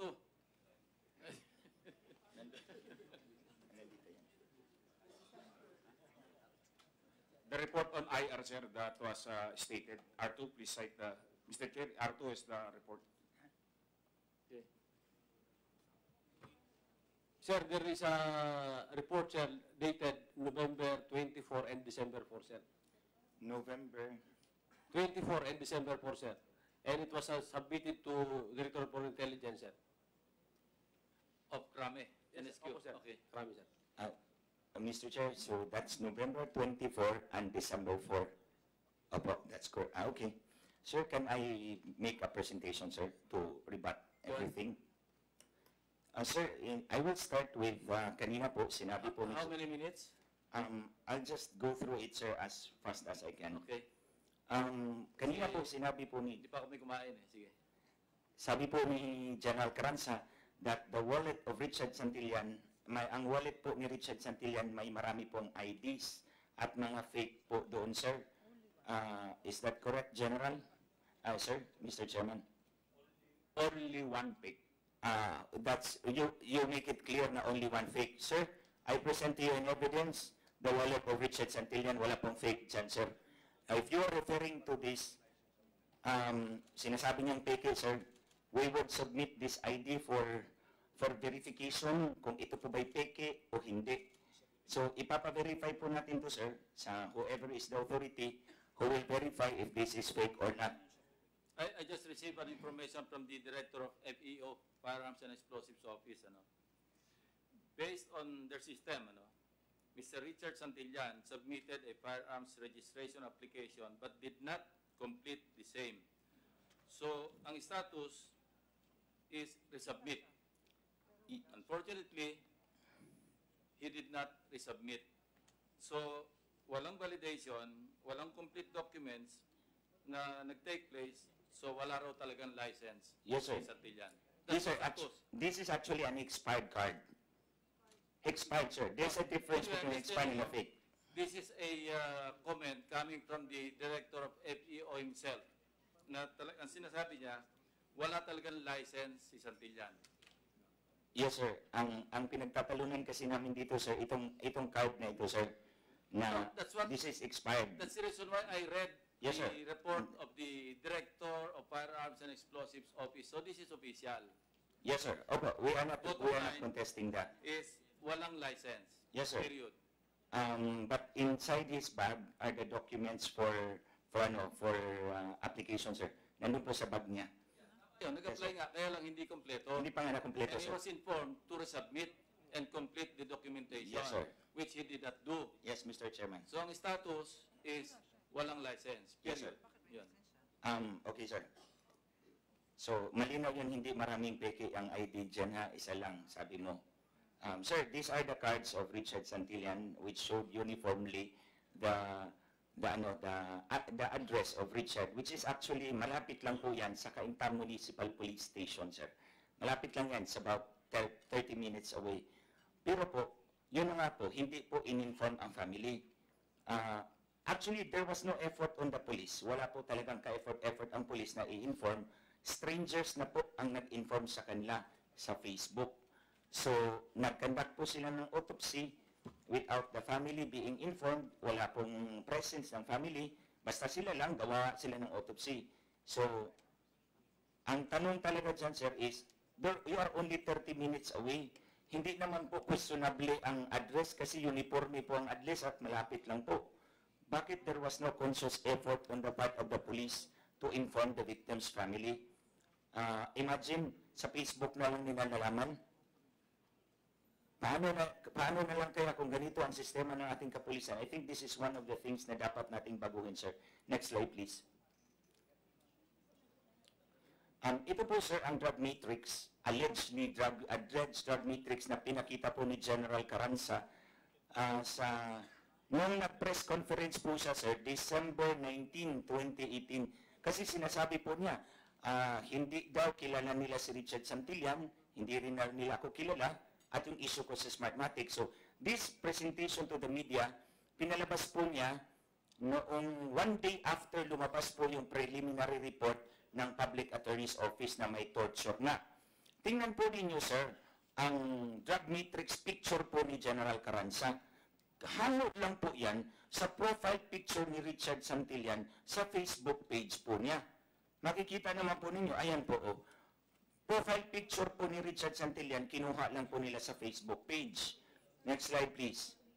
Yan. Profile picture yan ni Richard Santillan na nilagay po nila doon sa drug matrix. Now, take note also, please go back to the drug, sige, later na, move forward. Sir, sabi po nila, ito po, statement po yan ni General Carranza sa Manila Bulletin at sinabi niya, for the record, we do not know, hindi namin kilala si Santillan, si Glenchong at ang kanyang Smartmatic issue. Malinaw po yan, sir. Next slide, please. Kung kumuha lang po sila ng picture ni Richard Santillan sa Facebook page niya, sir, nakalatag po dyan sa Facebook wall ni Richard kung sino po ako. Ayan ang video ng Smartmatic dayaan, 2.2 million views. 1 day before he died, he was killed, he was murdered. 1 day before pinatay si Richard Santillan, yan ang nakapost sa kanya, December 8. 2.2 million views ang issue dyan, dayaan sa halalan ng Smartmatic. Next slide, ganun pa rin. So actually, sir, kinuha ko lahat ng mga post, yan, galing, magkasama kami yan sa Camarines Sur. Yan, picture ni Richard, nasa likod ako niyan, sir. Magkasama kami yan. Next slide. Yan, iba-ibang araw. Yan, pagdating namin sa Naga City. Lahat ng post at shares ni Richard Santillan ay tungkol sa akin. Siya, ako at Smartmatic issue.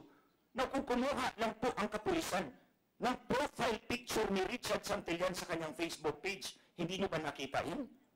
Hindi nyo ba nabasa yan? Don't tell me. Anong klaseng drug matrix yan? Kinuha niyo sa Facebook profile, tapos nandyan lahat nakalatag ako, and you deny it publicly na wala kayong nalalaman sa amin? You cannot deny that, General Carranza, nandyan lang. Next slide, please. Ayan, lahat. Trinis ko po yun. Kaya po I asked the question kung kailan itong dates ng vehicle, sir, na sinasabi nila. December 4 at November 24. Next slide, please. Hanggang November 24 yan, sir. Next slide, please. Next slide, please. It's all about me. That's when I filed my certificate of candidacy for senator na tuwang-tuwa si Richard Santillan. Next slide, please. Next slide, please. Yan, sa COMELEC kami nga, sir. Nag-file kami ng disqualification proceedings. Next slide, please. Now, sir, malinaw po yun, sir, sa Facebook page ko. Ang Richard Santillan. Now, on the day he was killed, magkasama po kami actually, sir, sa Naga City kasi he was my personal aide for 11 and a half years. Matagal na po talaga si Richard nagsilbi sa akin, sir. I treat him as a brother in all sense of the word. As a matter of fact, kung kami lang dalawa mag-uusap, kuya ang tawag ko sa kanya. Ito naman, sir, ito yung gift ni Richard, Give a Gift project ni Richard Santillan. Tuwing December po, pumupunta po siya sa mga bata na mga mahihirap. Humihingi po siya ng mga letters tulad niyan. Kung ano pong gusto ng mga bata, binibigay po namin yung regalo. And I would like to refute General Carranza. Nung sinabi po nila na si Barry daw ang nag-finance ng gift-giving ni Richard Santillan, that's a total lie. Huwag nyo muna, go back to the letter muna. Sabi po nila kanina, malinaw po, si Barry daw, yung drug lord, ang nag-finance ng gift-giving ni Richard Santillan, Your Honor. I can present you some of the ladies from Valle Verde, nandiyan po sa likod, Your Honor. Andun, no? They are the ones who give the gifts to the children. Mga kaibigan po namin yan. Ayan po, mga ladies from Valle Verde. Hindi po si Barry, Your Honor. Kasinungalingan po yan. Nandyan po sila. Ang ginagawa po namin, nililikom namin lahat ng letters, and then we give it to our friends, including myself, tinutulungan ko siya. Ang kasama po niya sa gift-giving na yan, Your Honor, kapulisan. Next slide, please. Ayan. Ang logo ng police, Bureau of Fire Protection, Bureau of Jail Management and Penology, naroon dyan yung Philippine Army. Police po, Your Honor, ang kasama ni Richard Santillan. Police din ang kumitil ng kanyang buhay 8 hours later. Time, Attorney Chong, Sir? motive. Sir, the motive? It is related to his work with me. Smartmatic. No, what's the motive? Yung Smartmatic, sir, when I filed my certificate of candidacy, pinatay si Richard para pitigin ako. So why kill Santillan and not you? Because if I will be the one killed, sir. You're at the forefront of the supposed motive. No? Yes, sir. Mas madugo po yun. Mas marami pong kilala ko, sir, as number one critic of Smartmatic. Eh kung ako po ang papatayin, sir, marami pong aalma. Magkakagulo tayo, mawawala ng credibility ng Smartmatic. So pinatay si Richard para pitikin ako. Akala nila matatakot ako sa kanila. Hindi po yun, sir. I don't react that way. The more na sinaktan ako, the more I will fight. So now, what is the connection between Smartmatic and the police? Sir, nasa kanila na po yan, sir, kung anong arrangement po nila. But I will show the other evidence muna, sir, if you may, Mr. Chair. Ito po yung ito. I'm trying to piece it together, piece everything Yes po, sir. together. Yes po, sir. Hinahanap ko yung connection. Because, alam din ng mga pulis ito, pag may nangyaring krimen, tatlo kagad eh. Opportunity, motive, instrument. May instrument, Yes, sir. opportunity. Ano yung motive? Yan ang gusto kong maliwanagan. Yes, sir. Ang motive po yan, sir. Please continue. I will just finish muna, sir. Ito po yung mga pictures, sir. Ayan, no, yung mascot ng Bureau of Fire na kasama po nung last year po. Kasi itong taon na to, 2019, pangatlong taon na ito ni Richard. Nagsimula sa 2016, 2017, then 2018. Ito na po, yan. Iba-ibang lugar po yan. Next slide, please. Ayan yung sasakyan ko, sir. Ginagamit yan para panguha ng mga letters at mga regalo. As a matter of fact, itong bisikletang ito, kaibigan kong congressman yan ang nagbigay lahat niyan. Kasi malaki ang halaga. But bisikleta ang hiningi ng mga bata, Your Honor, Mr. Chair. So, humingi po ako sa kaibigan kong congressman at yan po binigay 16 na bisikleta. Tinutulungan ko po si Richard.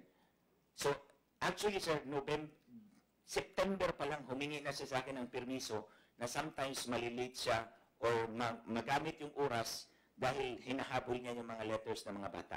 Kasi this time kasi, 3 lugar, Rizal, Cavite, at Benguet. So 3 lugar yun, Rizal, Cavite, at Benguet. So mas maraming time ang kailanganin. Next slide, please. This is the picture, the last time that Richard namigay po siya ng regalo, sir. When he was still alive. Ito po yung last picture po niya. Yan yung sa sitio in Bornal, Mayamot, Taytay, Rizal. That was taken at 3:30 in the afternoon, 4 o'clock, 8 hours before he was killed by the police. Ito po, sir, mga police po ang kasama niya, oh. Ang mga kaakipat niya sa project na yan. And he was also murdered mercilessly by the police. Next slide, please. Now, sir, sabi po nila, sir, there was a flag down. According to them, kanina, malinaw po, sabi nila, Stradcom, LTO Stradcom ang ginamit nila as basis. Para daw po makita po nila na yung sasakyan ng aking kapatid, Joanne Chong, which I am using as a beneficial owner, na flag down nila na, ano daw, sir, last registered on July 21, 2015. So, kung LTO Stradcom database ang ginamit po ng mga polis na ito, sir, we can also access it, eh. Pwede tayong mag-dial ng, mag-type ng 2600 i-dial po natin ang LTO vehicle then plate number. At lalabas po yung data mula sa LTO Stratcom database. Makikita po dyan, sir, no LTO apprehensions, no LTO alarm. Kaya po, walang probable cause para i-flag down ang sasakyang NOF 845. Wala pong probable cause, Your Honor, because pareho naman ang database na pinagbasihan ng pulis at pinagbasihan po namin, LTO Stratcom. Malinaw po dyan. Ang text po niyan, sir, tinext ko po yan December 17 until January 4. Iba-ibang araw, 4 na araw yan. To check and to coincide nung sinasabi ng mga pulis na parang November 24 to December 4, parang 10 araw. So tinext ko rin po. Ayan, uniform, no LTO apprehensions, no LTO alarm, no probable cause to flag down my car. Next slide, please. Ito na po, sir. Kaya po, tinanong ko po sila kung nakabuntot lang ba sila. Malina po ang sagot ng pulis, sir. Nakabuntot lang sila. Okay? Ito po yung Cambridge Village, sir. Sabi po ng spot report, sa labas ng Cambridge Village, ito po, East Bank. So, binuntutan nila si Richard. Sabi nila, although sabi nila, sir, nag-flag down daw sila dyan sa spot report. Nag-flag down sila in front of Cambridge Village, pero hindi tumigil si Richard. Paano ba ninyo pinayarag down? Inakabuntot lang kayo eh. How did you ever flag down? Nag-wait kayo ng kamay? Nakabuntot kayo. Malinaw ang sabi nila, sir, nakabuntot lang sila. So, nakabuntot sila. How did they flag them down, si Richard? So, okay. So, dumiretso si Richard sa East Bank. Next slide, please. At that point, itong creek na ito, sir, is the boundary of the jurisdiction of NCRPO and PRO4A. So, magkaiba na po ang jurisdiction yan, sir. Pag lumagpas ka dyan, Guillermo Elizar na po yan. General Guillermo Elizar na po yung jurisdiction yan, sir. Below that, si General Caranza po ang may jurisdiction. Yung pula, kay General Caranza. Yung blue, kay General Guillermo Elizar. Yan pong boundary. So lumagpas si Richard sa boundary. Pasok na po siya sa NCRPO. Pero, according to the police, umikot si Richard sa Javier Bridge. Ito yung Legazpi Javier Bridge. Pagkaliwa. And kumaliwa uli siya, papuntang West Bank. Pero nakabuntot lang sila. Nakabuntot lang po sila. Walang blocking force sa mga kalsadang iyan. They never mentioned a blocking force. Wala din pong blocking force sa spot report. So si Richard was free to go up or to the left. O kung diretso si Richard, or to the left. Pero according to the police, ito yung gawa nilang senaryo, nag-left siya, then nag-left uli siya, next slide please, hanggang napasok sa crime scene. So in other words, Mr. Chair, lumagpas na po si Richard at napunta na po sa jurisdiction ng NCRPO. Pero kailangan talagang ipasok uli siya sa jurisdiction ng PRO4A ni General Caranza. So that's their story, Your Honor. But this is what it could have been. Next slide, please. So kung galing po si Richard sa Cambridge Village, kung totoo na may habulan, kung galing po si Richard Santillan sa Cambridge Village, sir, diretsuhin na po ni Richard, bahay na po niya ang nasa dulo. It would have been relatively safe for Richard to go home to his subdivision. Gated yan, pwede siya pumasok, hindi na siya mahabol ng mga nakabuntot na highway patrol group at mga kung ano-ano pa mga police, RSOU, Your Honor. So pero, kung lumagpas si Richard dyan, NCRPO jurisdiction na po yan. Wala na yan sa mga kamay ni General Caranza, Your Honor, sa PRO4A. So, if that would have been what Richard would do. Kasi, malaking kalsada yan eh. He would have been free to go to his home. But then, Guillermo Elizar Torf na po yan, sir. So, hindi na po kay General Caranza. So, the other scenario, sir, would have been this. Next slide, please. Pwede siyang umikot sa Legazpi Bridge, diretso ng Legazpi, pasok ng Janice Avenue, pasok ng Louis Street, condominium complex ko po yan, sir. Malapit lang yan. So that would have been another scenario. But then again, that place, yung aking condo complex, would have been NCRPO jurisdiction. Hindi na po kay General Caranza yun. Hindi na po PRO4. Kaya, yung story po nila, pinaikot balik sa West Bank because ishoot siya doon sa PRO4A jurisdiction. Next slide, please. So ito po, sir, sa spot report. Nakalagay po ang excerpt po ng spot report sa baba, sir. Barry and his cohort elude arrest. Ang tanong po natin dito, sir, is, wala namang mukha ni Barry dyan sa drug matrix. Paano ninyo nakilala na si Barry yan? Ito po rin yung drug matrix na pinakita ni General Carranza noong December 19, 2018. Binandilyo niya yan, binandera niya yan. Walang mukha ni Barry. How did the police operatives there know na si Barry yung nandun sa loob sa sasakyan or eluded arrest? Kanina malinaw po ang sabi ng report ng mga pulis, dalawa lang ang nasa loob. Si Richard Santillan at si Jessamine Casing. Dalawa lang. Walang Barry doon, walang cohort doon. Pero yung spot report ninyo, ibang usapan, ibang sinasabi. Next slide, please. Sir, these are some of the things na hinahanap ko. Yung missing dashboard camera. May dashboard camera yan sa harap, sir. As a matter of fact, ayan o, nakadanggol yung connector to the camera. Pinabili ko yan sa Japan. Nakadanggol yung camera connector, ayan o. So, hinanap ko yan, sir, because that is material evidence. Nandun ba yan sa SOCO? Sir, Mr. Chair, can we ask si Dr. Aubio if it's with the SOCO? Your Honor, the team Bravo has no inventory with that, Your Honor. Wala sa list, wala sa inventory. Yes, Your Honor. Assigned by the witnesses also the crime scene, Your Honor. Your Honor, in other words, tama po, sir, nilagay ko po dyan, the SOCO inventory of evidence does not state na meron doon dashboard camera. Pero nandyan po ang camera connector, nakadanggol pa po. As a matter of fact, Your Honor, meron pa pong material evidence dito, Your Honor, that the power supply dito sa baba ay hinugot.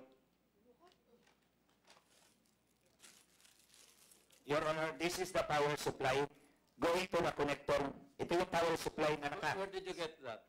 nasama po sa isinuli sa amin. Okay. Nasama po. Ito po yun, Your Honor. Nasama po siya dito, Your Honor. Dinala ko po yung mga evidence, Your Honor. Nasama po siya dito, Your Honor. So we just put it inside this plastic to preserve it. Hiwa po yan, Your Honor. Pinotol yan. Tinanggal yan sa ilalim. Yung connector to the wire. Ito yung nagdanggol, Your Honor.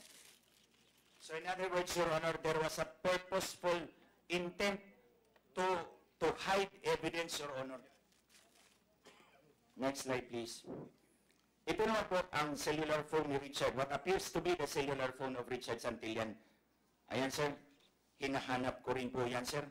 Again, the SOCO inventory of evidence does not state na mayroong cellular phone. Yan po. I don't know if that is really Richard's cell phone. I'm not sure. Kasi hindi ko pa naman nakita masyado. But that is the place na lalagyan palagi ni Richard na kanyang cellphone. Kasi madaling maubos yung battery niya, palaging nakasaksak yun dyan. So palaging nakasaksak yung telepono niya dyan. So that is the normal place where Richard would always place his cellular phone. I know him because tao ko siya for 11 and a half years. Kilalang kilala ko ang tao. So wala po yan sa SOCO inventory of evidence, Your Honor. Pero alam ko, hawak ng kapulisan. Hawak ng kapulisan yan, Your Honor. Next slide, please. Next slide, please. Ito po yung sa revolver, Your Honor. Evidence A1. Evidence A1 ba? Ito po yung revolver, Your Honor, na according to, nandyan po ang references, Your Honor, anong chemistry report yan. I can't see it anymore. Yung chemistry report po, sir, nandyan po, positive for gunpowder nitrates. Pero ang kamay ni Jessamine Casing, both hands were also negative of gunpowder nitrates. So, pumutok ang baril, pero hindi siya ang nagpaputok. So, yun lang po. Pumutok ang baril, pero hindi siya ang nagpaputok. I'll come back to the statement kanina ng chemistry officer later. Next slide, please. Ito naman po ang granada, fragmentation grenade. May fragmentation grenade daw doon sa may likod ni Jessamine Casing. But on the video that we have, Your Honor, of the shooting incident, may police po na may tinapon sa side ni Jessamine Casing, yung inset picture po, Your Honor. Yung inset picture po, Your Honor, police yan, Your Honor, habang nagpuputukan, bukas yung left side, passenger side, may hinagis siya. What appears to be hinagis niya, dyan sa side na yan. Then umikot yan siya. Then nagputok-putukan na naman uli. So, that is planted evidence, Your Honor. At nandito po ang video, Your Honor. Next slide, please. Ito naman po ang wallet ni Richard Santillan. What appears to be the wallet. Yeah, ito po yun. Your Honor, I know for a fact, kilala ko siya because that's 11.5 years. Ang wallet ni Richard, pagdating sa loob ng sasakyan, ilalagay niyan sa armrest compartment sa loob at itsara. Hindi niya bit-bit yan pag nasa loob na po siya ng sasakyan. Hindi bit-bit ni Richard ang kanyang wallet kung nasa loob na siya ng sasakyan. Because the moment he sits on the driver's side, kukunin niya to, ilalagay sa armrest compartment at sarahan. That's what he always do and never fail. Why is it that it's already there in the crime scene, malapit sa kanya? The only conclusion I can make, Your Honor, Mr. Chair, is that Richard Santillan never reached inside the car. Hindi umabot si Richard Santillan sa loob ng sasakyan because nandun pa sa kanyang bulsa ang wallet. As a matter of fact, may dugo pa po ito, Your Honor. Ito po. So may dugo pa po ito. Ito. So, ibig sabihin, hindi nakapasok si Richard Santillan sa aking sasakyan. Kaya itong wallet na to, nandyan sa kanyang giliran. What will support that theory, Your Honor? We have the affidavit of 2 witnesses. I will not name them for security reasons. Ang sabi ng mga witnesses na to, doon sa bahay ng kanyang coordinator sa gift-giving, paakyat na si Richard doon sa sasakyan kasi this is riverbank, sir, Your Honor. Yung bahay is mababa, nasa riverbank, and then yung sasakyan nasa taas po. So habang paakyat si Richard, kasama po si Jessamine Casing, yung babaeng namatay. Ang sabi po ni Jessamine to 2 different witnesses, ihahatid ko lang tong bisita namin. Ihahatid ko tong bisita namin. Doon naman sa dulo, ang sabi niya, hatid ko ito, pabalik ako dyan. Kasi dispided the party po ni Jessamine Casing nung gabing iyon. Dispided the party, we have the ticket, Your Honor. The ticket of Jessamine Casing is December 10, 11:30 po ng gabi ang larga, ang alis ng barkong to go. So nasa amin po ang ticket, December 10, 11:30 ang pag-alis ng barko. So that day, December 9, going to December 10, nag-dispided the party. Sabi ni Jessamine, ihahatid ko lang ito. The fact that Jessamine Casing ended up dead, patay, together with Richard Santillan, it could only mean, sir, na tinukot yan doon pagdating sa sasakyan. First, because the wallet was not in the armrest compartment, hindi nakapasok si Richard Santillan. Second, because 2 witnesses will testify na ihahatid lang ni Jessamine Casing si Richard para makauwi. The fact na nasama si Jessamine Casing dyan, they must have been abducted, and I think there's the black car, Your Honor, the black van, Your Honor. I've shown it already on Facebook, it's here. May black van yan dyan. Sa pagitan ng police, black van, and my car. Now, Your Honor, next slide please. Ito po yung tsinelas. Nasaan po yung tsinelas? Mr. Chair, can we ask them if the tsinelas is still around? Please answer. Who can answer that question? Is that sleeper, Mr. Chair, still around?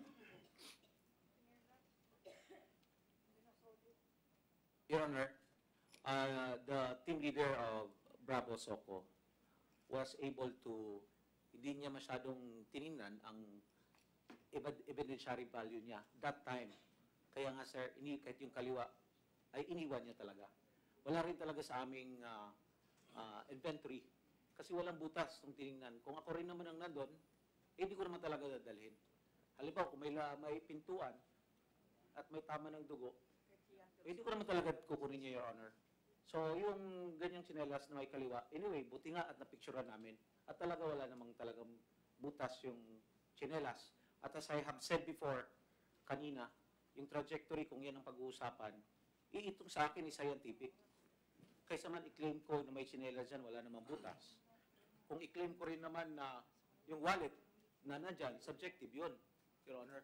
Kailangan natin ng science na evidence na naiwan talaga yung... Your Honor, if I may continue. Yeah. They returned the left sleeper, Your Honor. Ayan, matching. Right, left. They returned the left, Your Honor, together with the shoes. And it has blood splatter, Your Honor. May blood po ito, Your Honor. And don't tell me that that evidence, which is very material, you will miss it. You will miss a material evidence so that you cannot find it now. That's so convenient, Your Honor. Next slide, please. I'm very mindful na dapat maubos. Your Honor, this is the gunshot wound that I saw to the left, the fifth digit and the fourth digit. May probes po yan nung forensic examination po si Dr. Erfi sa katawan po ni Richard Santillan. Butas po yan, Your Honor, through and through. But the tissue around, wala pong gas-gas yung tissue around the fifth digit and the fourth digit. Kaya nga po, material ang chinelas. Nasaan ang right foot slipper? Attorney John, kindly wind up. Yes, sir. Okay, next slide, please. It's 2 o'clock, and we have an engagement at 2. Sir, this one... Anyway, these are pieces of evidence that are better appreciated, if it comes to that, by the court. And ang na-resolve natin dito is for the PNP to immediately turn over to the NBI all the documents that they have in their possession. Yes, sir. Can I just wrap up, sir? Yeah, how many minutes more? Because quickly lang, sir. How quick is quickly? 5. Less than 5. Less than 5. Okay. Yes, sir. That's blood splatter going downwards. Pero bakit po ang blood flow is going against gravity? Ibig sabihin, Richard was already dead when he was positioned in that position. Next slide, please. Ito po yung gun, sir, ni Richard na nilagay sa kamay. Negative ang hands ni Richard. Negative ang lahat ng clothes ni Richard. And then this one, sir, na sling bag. Sa tingin po ng police, sir, so, bakit po, previous slide po, previous slide, ito po yung sling bag, next sling bag. Yung kiwi, shoe polish, wala pong leather shoes si Richard. At saka, sabihin mo ba, it would be important to Richard to clutch the bag at the point of death. Ano naman? Coins, barya, candy, scapular. Next slide, please. Ito po yung, sir, ang bullets. Nalinis po yung left, yung passenger side. Ang lahat ng tama nasa driver side. Next slide, please. Paano po ang mga bala po dito sa dulo? Paano nila natamaan si Richard, sir? If Richard would have been hidden by the car itself and the gate. Wall. Ito, na-sandwich kasi yung sasakyan at ang wall bumangga doon o binangga. O si Richard nasa other side. All the bullet casings are on this side. Paano nila natamaan yan? Next slide. Kunti lang ang nasa harap. Next slide. Yan. Karamihan ng bala dito sa dulo. How would you hit Richard Santillan if he was hidden between the car and the wall? Next slide, please. Okay, sir. Your Honor, I rest my case. Hanggang dyan na lang po. But, Your Honor, I would like to ask this committee to help us secure a forensic reconstruction of the events from the time po na last seen alive si Richard Santillan at 10:30 in the evening until he ended up dead at 1 o'clock on December 10, 2019. With the help of the NBI, yes, that can be done. Anyway, it's almost time, so we will suspend this hearing and we'll tackle probably other similarly situated killings, no, yung mga political killings, because the resolutions cover other killings that could be politically motivated. So we'll just inform you, and the chair, on behalf of the committee, would like to thank everybody for your cooperation and participation today. Thank you very much, and this hearing is suspended.